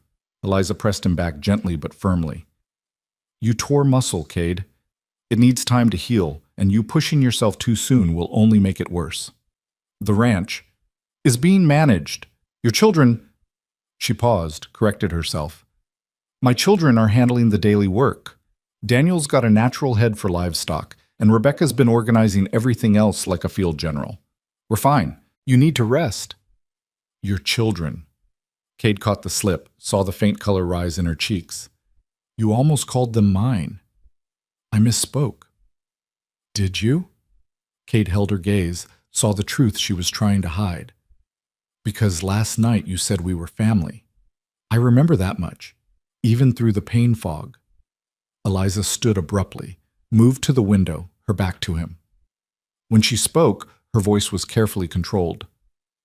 "You nearly died saving Evan. In that moment, it felt appropriate to acknowledge what you've become to us. But in the clear light of day, we both know the reality. You're my employer. We're your workers. Anything else is just what?" Cade pushed himself up on his good elbow, ignoring the protest from his shoulder. "Just foolish? Just dangerous? Just too complicated to acknowledge?" "All of the above." Eliza wrapped her arms around herself, a gesture of self-protection Cade had seen too many times. "You jumped into that creek without thinking. You risked your life for my child. Do you understand what that means to me? What it would have done to the children if you died?" "I understand that sometimes you don't think. You just act." Cade's voice was rough. "That boy was drowning. I wasn't going to stand there and watch." "Because you're a good man." Eliza turned to face him, and Cade saw tears tracking down her cheeks. "You're a good man, and I've brought nothing but trouble to your door. The town gossips about us. Land agents threaten you, and now you're laid up with an injury that could have killed you, all because you decided to help a desperate widow with too many children." "Stop that!" Cade tried to swing his legs out of bed, managed it on the second attempt despite the nausea that rose in his throat. "Stop making yourself small. Stop apologizing for existing. You didn't bring trouble. Trouble found you, and you survived it with more courage than most people show in a lifetime. Cade, you need to lie down. I need you to listen." He stood, swayed, caught himself on the bedpost. "That day I found you on the road, you were dying. All of you were dying, and you were still walking, still fighting, still refusing to quit. Do you know what that did to me? Seeing that kind of strength, that kind of stubborn refusal to surrender?" Eliza shook her head, mute. It woke something up, Cade said quietly. Something I thought died with Sarah. Purpose, maybe, or just caring whether tomorrow came. For 6 years I went through the motions. Worked the ranch because it's what you do, not because it mattered. Ate because bodies need fuel, not because food tasted good. Existed without living, and I didn't even realize how hollow that was until you and your children filled this house with noise and chaos and life. We're not your second chance at the family you lost. Eliza's voice broke. We can't be that for you. It's not fair to anyone. You're right. You're not Sarah, and those children aren't the babies I never got to have. Cade took a step toward her, his good hand extended. But you're something else. Something I didn't expect and didn't plan for and can't seem to stop wanting. You're brave and fierce and so damn strong it makes my chest ache. And those kids, they're good people growing up under impossible circumstances and watching them heal, watching them become children again instead of survivors. Eliza, that matters. It matters more than anything has mattered in years. This is a bad idea. But Eliza's hand reached for his anyway, her fingers trembling as they laced through his. We barely know each other. You're injured, and I'm a mess. My life is complicated and messy and full of children who need more than I can give them. Then let me help give it. Cade pulled her closer, ignoring the scream from his shoulder. Not as your employer, not as charity, as, he searched for the right word, found only truth, as someone who cares. About you, about them, about this thing we've been building without meaning to. The town will crucify us. Let them try. Dalton and his men will come back, and I'll deal with them. You could lose everything. Everything was already lost. Cade cupped her face with his good hand, his thumb brushing away her tears. You gave it back to me. So whatever comes next, whatever trouble follows, we face it together, if you'll have me. Eliza looked at him with those dark eyes that had seen too much pain, too much loss, and Cade saw the war being fought behind them, fear versus hope, self-protection versus trust, the safe choice of staying detached versus the terrifying possibility of letting someone in. I don't know how, she whispered. After William died, after everything that happened, I don't know how to let myself care again. Don't know how to risk it. Neither do I. Cade's voice was rough with honesty. Sarah's death broke something in me. Trusting that life won't rip away everything I love again. That's not easy. But Eliza, you're already here. Your children are already here. I already care, and pushing you away won't make that hurt less if something goes wrong. It'll just mean I wasted whatever time we had being too scared to take the chance. That's not rational. No. Cade smiled, sad and hopeful in equal measure. It's not. But since when is caring about someone rational? Eliza let out a shaky laugh, then did something that surprised them both. She stepped into his space, rested her forehead against his good shoulder, and let herself be held. Carefully, mindful of his injury, Cade wrapped his arm around her and felt something slot into place in his chest. Something that had been missing so long, he'd forgotten it existed. They stood like that for a long moment, not quite embracing but no longer separate. Two people who'd been broken by loss learning slowly how to fit together. Then a knock on the door made them spring apart like guilty teenagers. Mama? Nora's small voice came through the wood. Is Mr. Mercer awake? We made soup. Eliza wiped her eyes quickly, smoothed her hair, tried to look like she hadn't just been standing in an injured man's arms contemplating impossible things. Yes, sweetheart. Come in. The door opened to reveal not just Nora, but all 9 children, crowded in the doorway like a worried delegation. Daniel held a tray with a bowl of soup and bread. Rebecca had fresh bandages, the twins carried water, and the younger ones just stared at Cade with wide, anxious eyes. We thought you might be hungry, Daniel said, his voice carefully neutral in that way teenagers use when they're pretending not to have feelings. And Mama said your bandages need changing. That's very thoughtful. Cade looked at Eliza, saw her fighting not to laugh at the absurdity of the moment, and felt his own smile tugging at his mouth. Though I'm not sure I need quite so many nurses. We wanted to help. Evan's voice was small, guilty. Since it's my fault you got hurt. It's not your fault, son. Accidents happen. Cade moved back toward the bed, sat down before his legs could betray him. But I appreciate the concern. The children filed in, arranging themselves around the room with the careful choreography of people who'd learned to share small spaces. Daniel set the tray on the bedside table. Rebecca laid out bandages with professional precision, and the younger ones simply settled on the floor like puppies seeking reassurance that the pack was intact. Watching Eliza change his bandages while surrounded by her children, their children, his treacherous mind whispered. Cade felt something settle in his chest. This, he thought, this is what living feels like. Not just existing, not just going through motions, but being part of something messy and complicated and utterly real. Mr.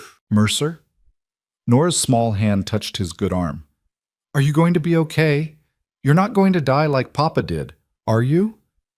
The fear in her voice made Cade's chest ache. I'm going to be fine, sweetheart.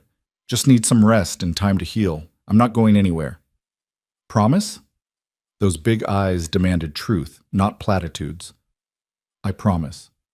Cade glanced at Eliza, saw her throat work as she swallowed hard. I'm not leaving any of you, not if I can help it. Over the next 3 days, Cade learned what it meant to be cared for by a family.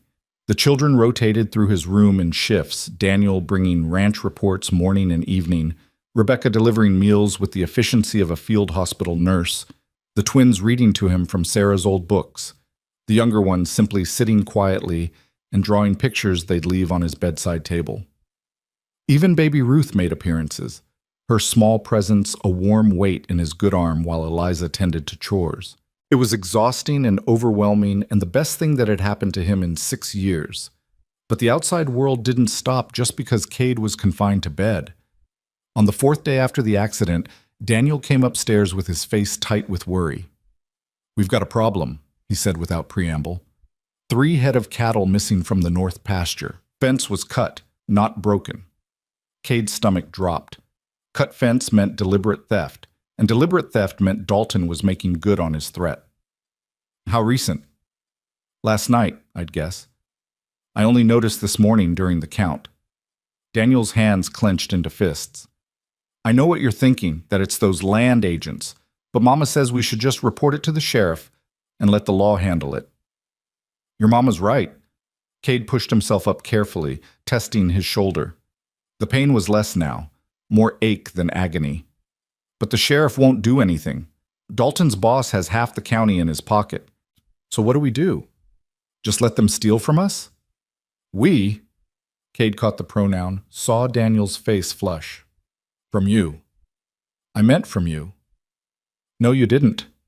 Cade stood slowly, reaching for the shirt Rebecca had laid out. And you're right. It's us now. This ranch, this family, all of it, so we handle it together. You can't ride with that shoulder. I'm not riding anywhere, but I can write letters, call in favors, make it clear that stealing from me isn't worth the trouble. Cade managed to get his good arm through the shirt sleeve, gave up on the other. Help me with this? Daniel moved to assist, his young face serious. Those men killed my father. If they come here, if they try to hurt Mama, or the others, then we'll deal with it. Cade gripped the boy's shoulder with his good hand. But Daniel, listen to me. I know you want revenge. I know you want to make them pay. But that kind of anger will eat you alive if you let it. Trust me, I've been there. How do you let it go? Daniel's voice cracked. How do you just forgive someone for taking everything? You don't forgive. Not really. But you choose not to let their actions define your future. Cade met the boy's eyes directly. Your father's death was a terrible thing, criminal, unjust. But you surviving it, your family surviving it, that's not nothing. You're here, you're alive, you're building something new. Don't let those men take that away by turning you into someone ruled by hate. Daniel was quiet for a long moment. Did your wife's death make you bitter? The question was too perceptive for comfort. Yes, Cade admitted.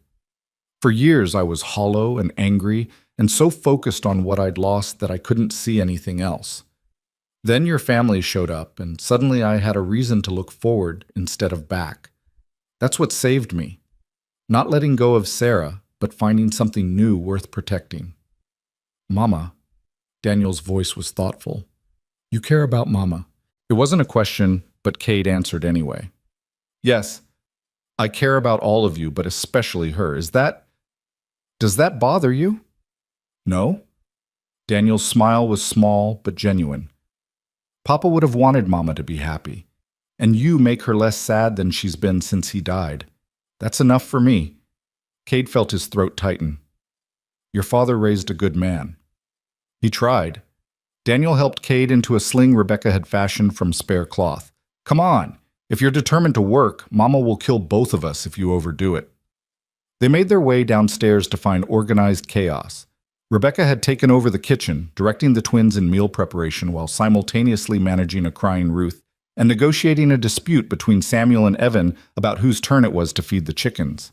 Eliza stood in the middle of it all, looking overwhelmed and exhausted and beautiful in her frustration. Mr. Mercer, you should not be out of bed, she said the moment she spotted him, but her eyes softened with something that made Cade's chest warm. I'm fine. And it's Cade. I think we're past formality. He moved to the table, eased himself into a chair. Daniel tells me we've had some trouble with the cattle. 3 head missing, fence cut deliberately. Eliza's expression hardened. Dalton's work, almost certainly, but without proof. Without proof, it's my word against his, which means we need to make it expensive for him to keep trying. Cade accepted the coffee Rebecca placed before him. I'm going to write to Judge Harrison in Cheyenne. He owes me a favor, and he's got no love for land grabbers.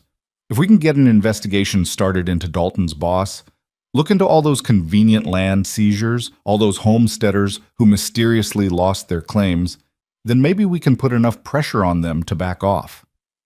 That could take months. Eliza sat across from him, worry etched in every line of her face. What do we do in the meantime?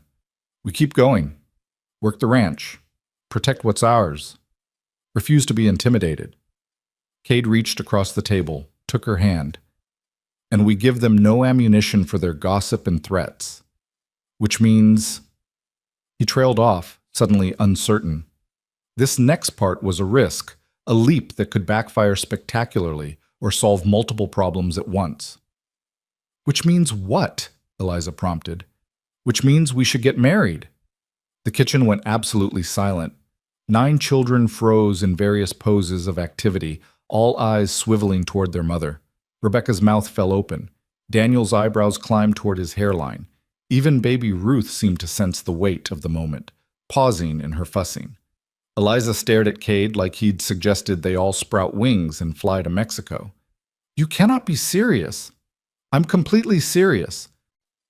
Cade kept his voice calm, reasonable, like he was proposing a business arrangement instead of something that would bind their lives together. Think about it. Married, we're respectable. Your reputation is protected, the children are legally under my care, and no one can whisper about improper arrangements. It solves everything.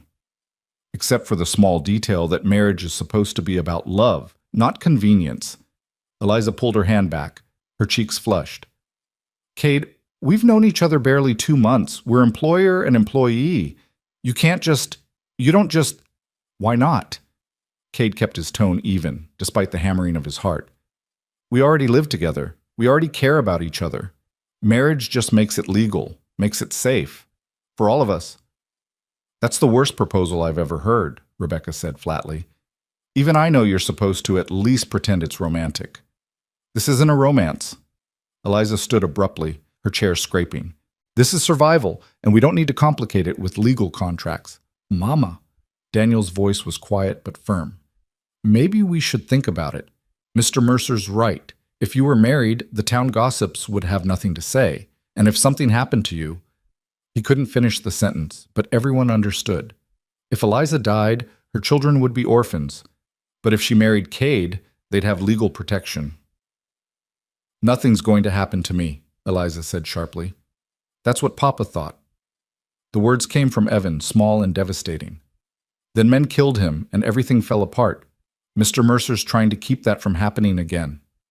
Eliza looked at her children, at their anxious faces, their hope barely contained, their desperate desire for security, and Cade saw the exact moment she broke. This is not how marriage is supposed to work, she whispered. I know. Cade stood, moved to her side. Eliza, I'm not asking you to love me. I'm not asking for a real marriage in any sense beyond legal protection. Separate rooms, separate lives, just a partnership to keep you and the children safe. That's not fair to you. Fair would be you not having to make this choice. But we don't live in a fair world. Cade's voice gentled. I'm offering what I can. My name, my protection, my resources. What you do with that is your choice. But please, at least consider it. The silence stretched painful and long. Then Nora stepped forward, her small hand slipping into Eliza's. I think you should marry him, Mama, she said simply. Then he'd be our papa, and we'd be a real family, and nobody could make us leave. Oh, sweetheart, Eliza's voice cracked. It's not that simple. Why not? Nora looked between them with the brutal logic of childhood. You like him. He likes you. He saved Evan. He's nice to us. Why can't he be our papa? Because marriage without love is a prison, Eliza wanted to say. Because I already lost one husband and barely survived it. Because letting Cade that close, legally binding myself to him, feels like tempting fate to rip away everything I care about again. But looking at Nora's hopeful face, at the cautious optimism in her other children's eyes, at Cade standing there offering everything he had with no expectation of return, how could she refuse? If we did this, she said slowly, and Cade's expression flared with hope, it would be a practical arrangement only. Separate bedrooms. No expectations. Just partnership for the sake of legal protection. Whatever terms you want. Cade's voice was rough with relief. I'm not asking for anything you're not willing to give. Then, Eliza took a shaky breath. Then, yes, for the children's sake. Yes. The kitchen erupted in cheers and tears. The twins grabbed each other, dancing in circles. Daniel clapped James on the back, both boys grinning. Even Rebecca, ever practical, allowed herself a smile. And Nora launched herself at Cade, hugging him with enough force to make him wince. Easy on the shoulder, sweetheart, he laughed, but his good arm wrapped around the little girl, and when he looked at Eliza over Nora's head, his eyes held something that made Eliza's heart stutter. Not love. Not yet. But the possibility of it, fragile, terrifying, and utterly inevitable. They were married 3 days later in the ranch's front parlor with only the children as witnesses. No fancy dress, no elaborate ceremony, just Reverend Ashford reading vows with pursed disapproval while Cade stood in his cleanest shirt, and Eliza wore a simple blue dress Rebecca had helped her alter. The children crowded close, holding hands, and when Cade slipped a simple gold band on Eliza's finger, she felt the weight of it, like a promise and a warning both. You may kiss your bride, Reverend Ashford intoned with the enthusiasm of someone announcing a funeral. Cade looked at Eliza, question in his eyes. They hadn't discussed this part. Eliza nodded once, and he leaned in, pressing his lips to hers in a kiss so brief and chaste it barely counted. But even that moment of contact sent warmth flooding through her chest, and when he pulled back, Eliza saw her own confusion mirrored in his face. This was supposed to be practical, just a legal arrangement. So why did it feel like so much more? The children cheered anyway, and Rebecca produced a cake she'd baked in secret, and for one afternoon they pretended this was a real celebration of love instead of a defensive move against gossip and legal vulnerability. That night, Eliza stood in what was now officially her bedroom. Cade had moved his things to the small guest room despite her protests, and looked at the ring on her finger. Mrs. Cade Mercer. A name that wasn't hers but might become hers, given time and circumstance and the slow erosion of the walls around her heart. A soft knock interrupted her thoughts. Come in, she called, expecting one of the children. Instead, Cade stood in the doorway, hesitant. Just wanted to make sure you were... That is, if you need anything. I'm fine. Eliza turned to face him. Thank you for today, for all of this. You're welcome, though I think I should be thanking you. You've given me a family again. Cade smiled, sad and hopeful. Eliza, I meant what I said. No expectations. This is whatever you want it to be. I know. Eliza moved closer, studying this man who'd become her husband through necessity and stayed through choice. Cade, what if I don't know what I want? What if I'm too broken to figure it out? Then we figure it out together. His good hand cupped her cheek, thumb brushing her skin with heartbreaking gentleness. No rush, no pressure, just time, and whatever comes of it. Eliza let herself lean into his touch, just for a moment, allowing herself to imagine what it might be like if this practical arrangement became something real, something chosen, not from desperation, but from genuine feeling. Then she stepped back, putting safe distance between them. "Good night, Cade." "Good night, Eliza." He left, and she listened to his footsteps fade down the hall. Only then did she let herself sink onto the bed, ring glinting in the lamplight, and wonder what she'd just agreed to. Outside the window, the Wyoming night stretched vast and star-filled, full of possibilities that both terrified and tempted her in equal measure. Marriage, Eliza discovered, was strange when it existed only on paper. For 3 weeks after the ceremony, she and Cade moved around each other with careful politeness. Him in his guest room, her in what had been his bedroom, both maintaining the boundaries they had agreed upon, while the children watched with growing confusion. They worked the ranch together, shared meals, discussed household matters with the efficiency of business partners, and retired separately each night to rooms that felt too empty and too full at the same time. The town's reaction to their marriage was exactly what Cade had predicted. Gossip shifted from scandalous cohabitation to hasty weddings, and questions about whether Eliza had trapped him. But the venom had dulled somewhat, replaced by grudging acceptance. Mrs. Mercer was respectable now, even if the circumstances were suspect. The children were legally protected. The arrangement, however unconventional, was proper. It should have felt like victory. Instead, it felt like limbo. Eliza caught herself watching Cade more than she should. The way he moved now that his shoulder was healing, the patience he showed teaching Evan to rope fence posts, the gentle competence with which he handled baby Ruth when she fussed. She noticed how Daniel sought his advice before making decisions, how Rebecca had started calling him Pa without seeming to realize it, how the younger children gravitated toward him like flowers toward sun. And she noticed the way he looked at her when he thought she wasn't watching, something hungry and careful and sad all at once, like a man who'd been offered treasure but forbidden to touch it. The 4th week after the wedding brought the first real test of their arrangement. Judge Harrison's response arrived by courier, a thick envelope containing not just a letter, but legal documents that made Eliza's hands shake as she read them. "He's opening an investigation," she said, looking up from the papers to where Cade sat across the kitchen table. The children were outside doing morning chores, giving them rare privacy. "Into Dalton's employer, into the land seizures, into William's death." "That's good news?" Cade leaned forward. "What's wrong?" "He needs testimony. From me, specifically. About what happened the day William died, about the land office fire, about everything." Eliza's voice was tight. "Which means going to Cheyenne, appearing before the territorial court, facing Dalton and his boss directly." "Then we'll go together." "Cade, that's a 3-day journey each way. Someone needs to stay with the children, keep the ranch running. Daniel can handle the ranch for a week. He's been doing most of the work anyway while I was healing." Cade's tone was firm. "And there's no way in hell I'm letting you face those men alone. This isn't your fight. It became my fight the moment I married you." Cade reached across the table, his hand covering hers. "Eliza, you're my wife.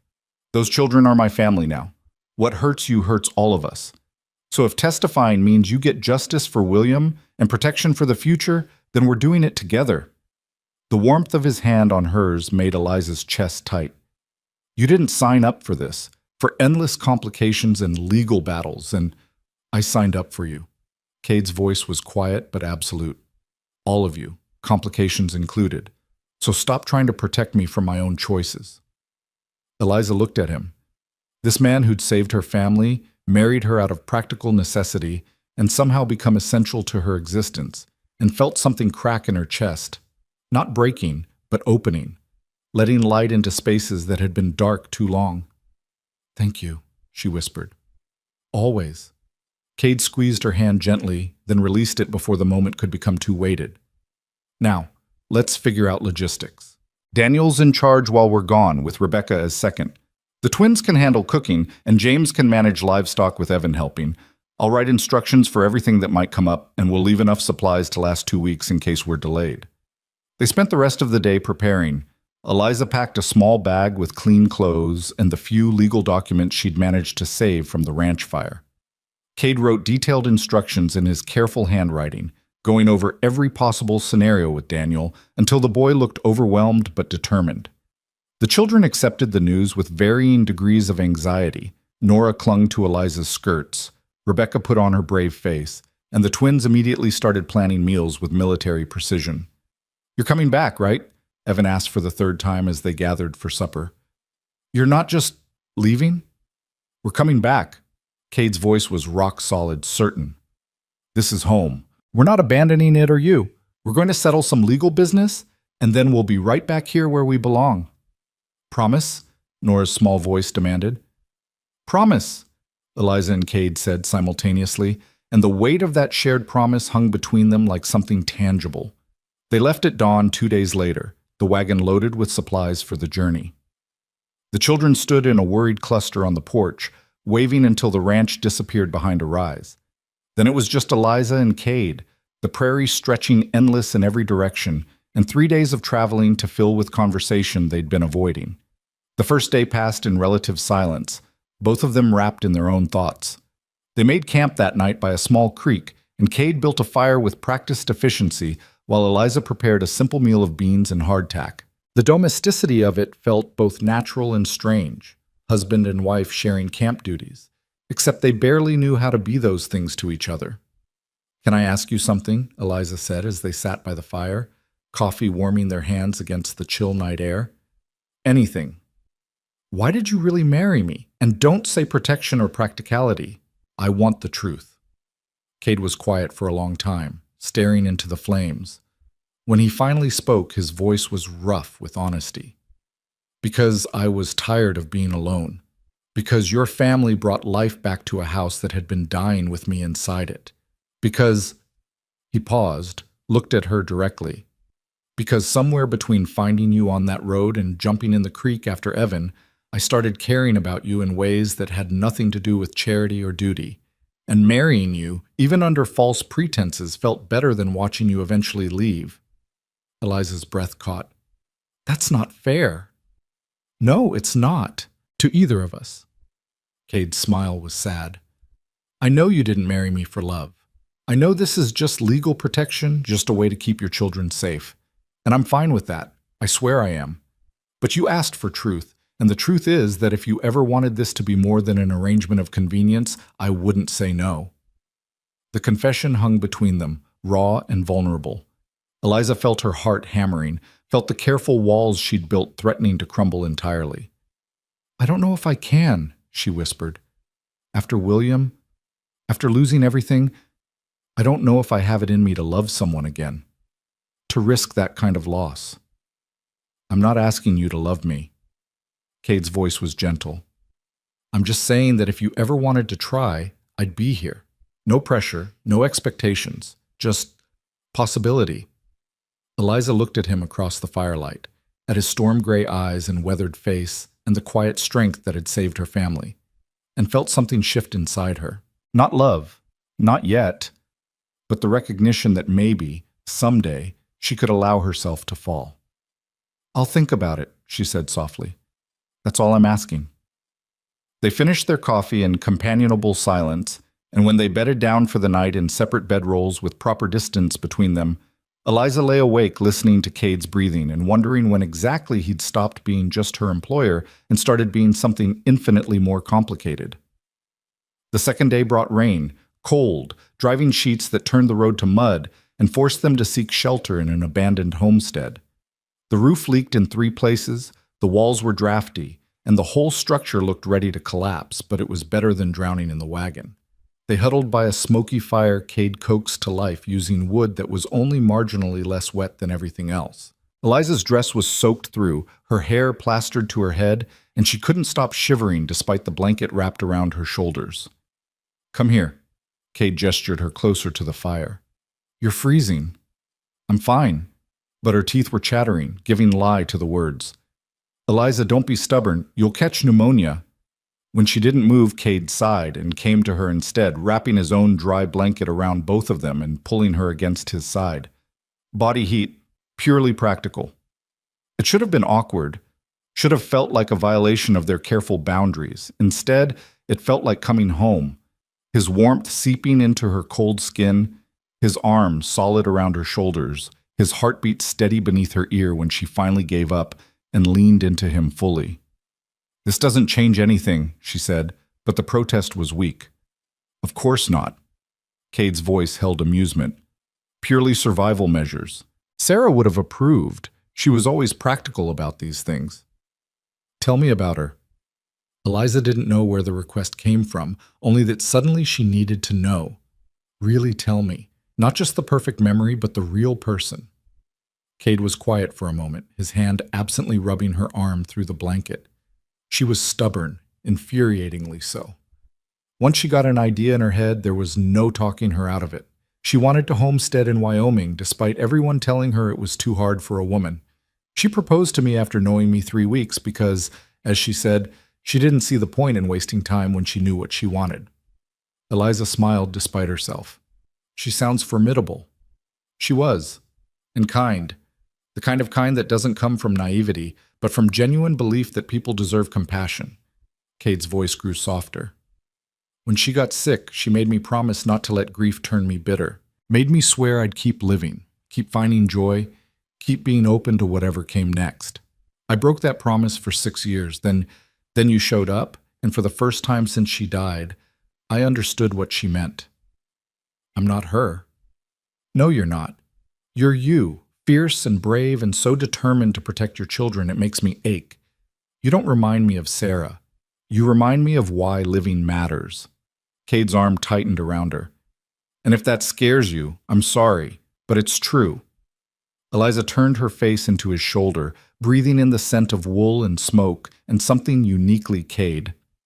"It terrifies me," she admitted, "caring about you, letting myself depend on you. What if something happens? What if I lose you too? Then you'll survive it, because that's what you do." Cade's voice was rough. "But Eliza, you can't live your whole life afraid of loss. That's not living, that's just existing, and you deserve more than that." "So do you. Then maybe we deserve it together." They stayed like that as the storm raged outside, neither quite willing to name what was happening between them, but both feeling the shift nonetheless. When Eliza finally dozed off, her head on Cade's shoulder and his arm around her waist, it felt less like a practical arrangement and more like a choice. A small, terrifying, wonderful choice to stop running from the possibility of caring again. She woke to weak morning sunlight filtering through the broken roof and Cade still holding her, his own head tilted back against the wall in uncomfortable sleep. Studying his face in the soft light, the lines around his eyes, the scar on his jaw she'd never asked about, the gentleness of his expression even in sleep, Eliza felt her heart do something dangerous. She was falling in love with her husband. The realization should have sent her scrambling away. Instead, she let herself have one more moment of his warmth before carefully extracting herself and starting coffee, letting him sleep while she processed this new, terrifying truth. They reached Cheyenne by late afternoon of the 3rd day, tired and trail-worn but intact. Judge Harrison received them in his chambers, a stern man with kind eyes, who listened to Eliza's testimony with increasing grimness. "This is worse than I thought," he said when she finished. "If even half of what you're telling me is true, we're looking at systematic land theft, multiple murders, and corruption that reaches into the territorial government itself." "It's all true." Eliza's voice was steady, despite the tremor in her hands. "I have no proof. Everything was destroyed in the fire. But I'm willing to testify under oath, face Dalton and his employer directly, and stand by every word. It could be dangerous. These are powerful men who've proven willing to kill to protect their interests." Judge Harrison looked at Cade. "Mr. Mercer, you understand what you're taking on by supporting this. I understand that my wife deserves justice and that those men need to be stopped before they destroy more families." Cade's voice was firm. "Whatever it takes. We're seeing this through." The investigation moved faster than expected. Judge Harrison had apparently been building a case for months, waiting for someone brave enough to testify. Eliza's statement provided the final piece, and within 2 days, warrants were issued for Dalton and 3 of his associates, including the cattle baron himself. The arrests happened at dawn on the 5th day. Eliza and Cade weren't there. The judge had insisted they stay safely away, but they heard about it secondhand. Dalton had tried to run. His employer had tried to buy his way out. Neither had succeeded, and by noon they were in territorial custody awaiting trial. "It's over," Eliza said wonderingly that evening as they prepared for the journey home. "It's actually over." "Not quite." Cade handed her a document Judge Harrison had provided. "This is the deed to your original ranch. The seizure has been declared illegal, and the property is being returned to you, to us technically, since we're married. But Eliza, it's yours if you want it." Eliza stared at the paper, at the familiar property description, at the promise of reclaiming what had been stolen. Her first instinct was pure joy. They could go back, rebuild, give the children their father's legacy. Then reality intruded. The ranch was 60 miles from Cade's property. Returning there meant leaving him, dissolving this strange marriage of convenience, splitting apart the family they'd accidentally created. "I don't want it," she heard herself say. Cade's expression flickered. "Eliza, that's your home. Your husband's dream. You can't just—" "It was William's dream. It was our home. Past tense." Eliza looked at Cade directly. "But the children have made new memories now. They call your ranch home. They call you Pa. And I—" She took a shaky breath. "I don't want to go back to what was. I want to move forward with what is." "What is?" Cade's voice was carefully neutral, but hope flickered in his eyes. "A real marriage, if you'll have me. Not just legal protection or practical arrangement, but actual partnership, actual family, actual—" She couldn't quite say the word love, not yet, but she could offer its shadow. "Actual choice to be together because we want to be, not because we have to be." Cade crossed the distance between them in 2 strides, his hands cupping her face with heartbreaking gentleness. "Eliza, are you sure? Because once we cross this line, there's no going back to careful distance. I'm already more than half in love with you, and if you give me permission to fall the rest of the way, I will, completely, irrevocably, and I'll spend the rest of my life trying to be worthy of you and those children." "You're already worthy." Eliza's hands covered his, holding them against her face. "You've been worthy since the moment you looked at my desperate, starving family and said you wanted all of us. So yes, I'm sure. Terrified, but sure." Cade kissed her then, not the brief, chaste press of lips from their wedding, but something deeper, real, full of promise and possibility, and all the feelings they'd been carefully not naming.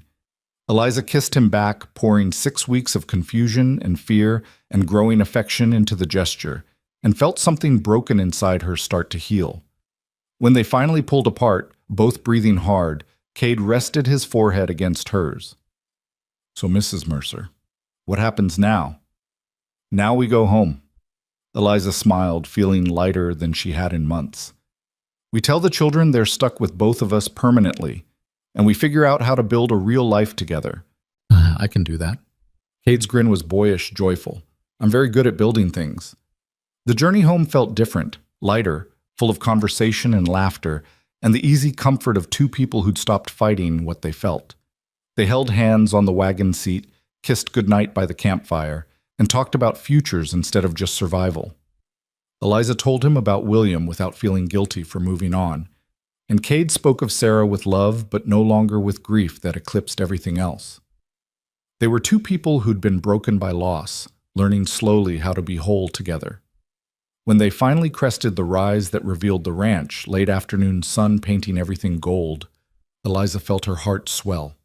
The children must have been watching for them because the door burst open and 9 bodies came pouring out, running, shouting, a chaotic mass of relief and joy. Cade pulled the wagon to a stop, and before Eliza could climb down, she was surrounded by children demanding to know everything at once. Daniel helped her from the wagon with new maturity. Rebecca was crying happy tears. The twins talked over each other in their excitement, and little Nora wrapped herself around Eliza's legs like she planned never to let go. "We missed you," Nora said, her small face pressed against Eliza's stomach. "The house was too quiet." "We missed you too, sweetheart." Eliza looked over the children's heads to where Cade stood, Evan on his shoulders and Timothy clinging to his leg, and felt something settle permanently in her chest. But we're home now, and we're not going anywhere again. Ever? Samuel asked hopefully. Ever, Kate confirmed, reaching out one hand to Eliza. She took it, let him pull her close so they stood together facing their children. In fact, your mama and I have something to tell you. We've decided that this marriage is going to be a real one, which means I'm not just Mr. Mercer anymore. I'm your father now, if you'll have me. For real, forever, not just on paper. The silence lasted approximately 3 seconds before chaos erupted. Happy chaos this time, children cheering and crying and talking all at once, the twins dancing in circles, Daniel clapping James on the back with brotherly joy, and Nora launching herself at Cade with enough force to nearly knock him over. Does this mean you love Mama? Rebecca asked with teenage directness. Yes, Cade said simply, looking at Eliza. Very much. And Mama, do you love Pa? Evan asked, using the name that had become natural over weeks. Eliza looked at Cade, at this good man who'd saved her family and somehow saved her too, and let herself say the words she'd been too afraid to speak. Yes, I love him very much. The children erupted again, and this time when Cade pulled Eliza close and kissed her thoroughly in front of their entire audience, nobody pretended it was just practical. It was love, messy and complicated and built on foundations of shared survival and mutual respect and the slow, steady choosing of each other day after day. That night, after dinner and celebrations and finally getting the younger ones to bed, Eliza stood in the bedroom, their bedroom now, Cade having moved his things back in while she was seeing to Ruth, and marveled at how much had changed in just 3 months. Nervous? Cade appeared in the doorway, his expression gentle and slightly uncertain. A little. Eliza turned to face him. This is real now. No more separate rooms, no more careful distance. Are you sure you want all of this? 9 children, a wife with more baggage than sense, endless complications. Stop. Cade crossed to her, taking her hands. Eliza, I want every complication, every challenge, every sleepless night with a sick child, and every argument about ranch management and every moment of chaos those 9 beautiful kids can generate. Because it means I get you, I get this family. I get to wake up every morning with purpose and go to bed every night knowing I'm exactly where I'm supposed to be.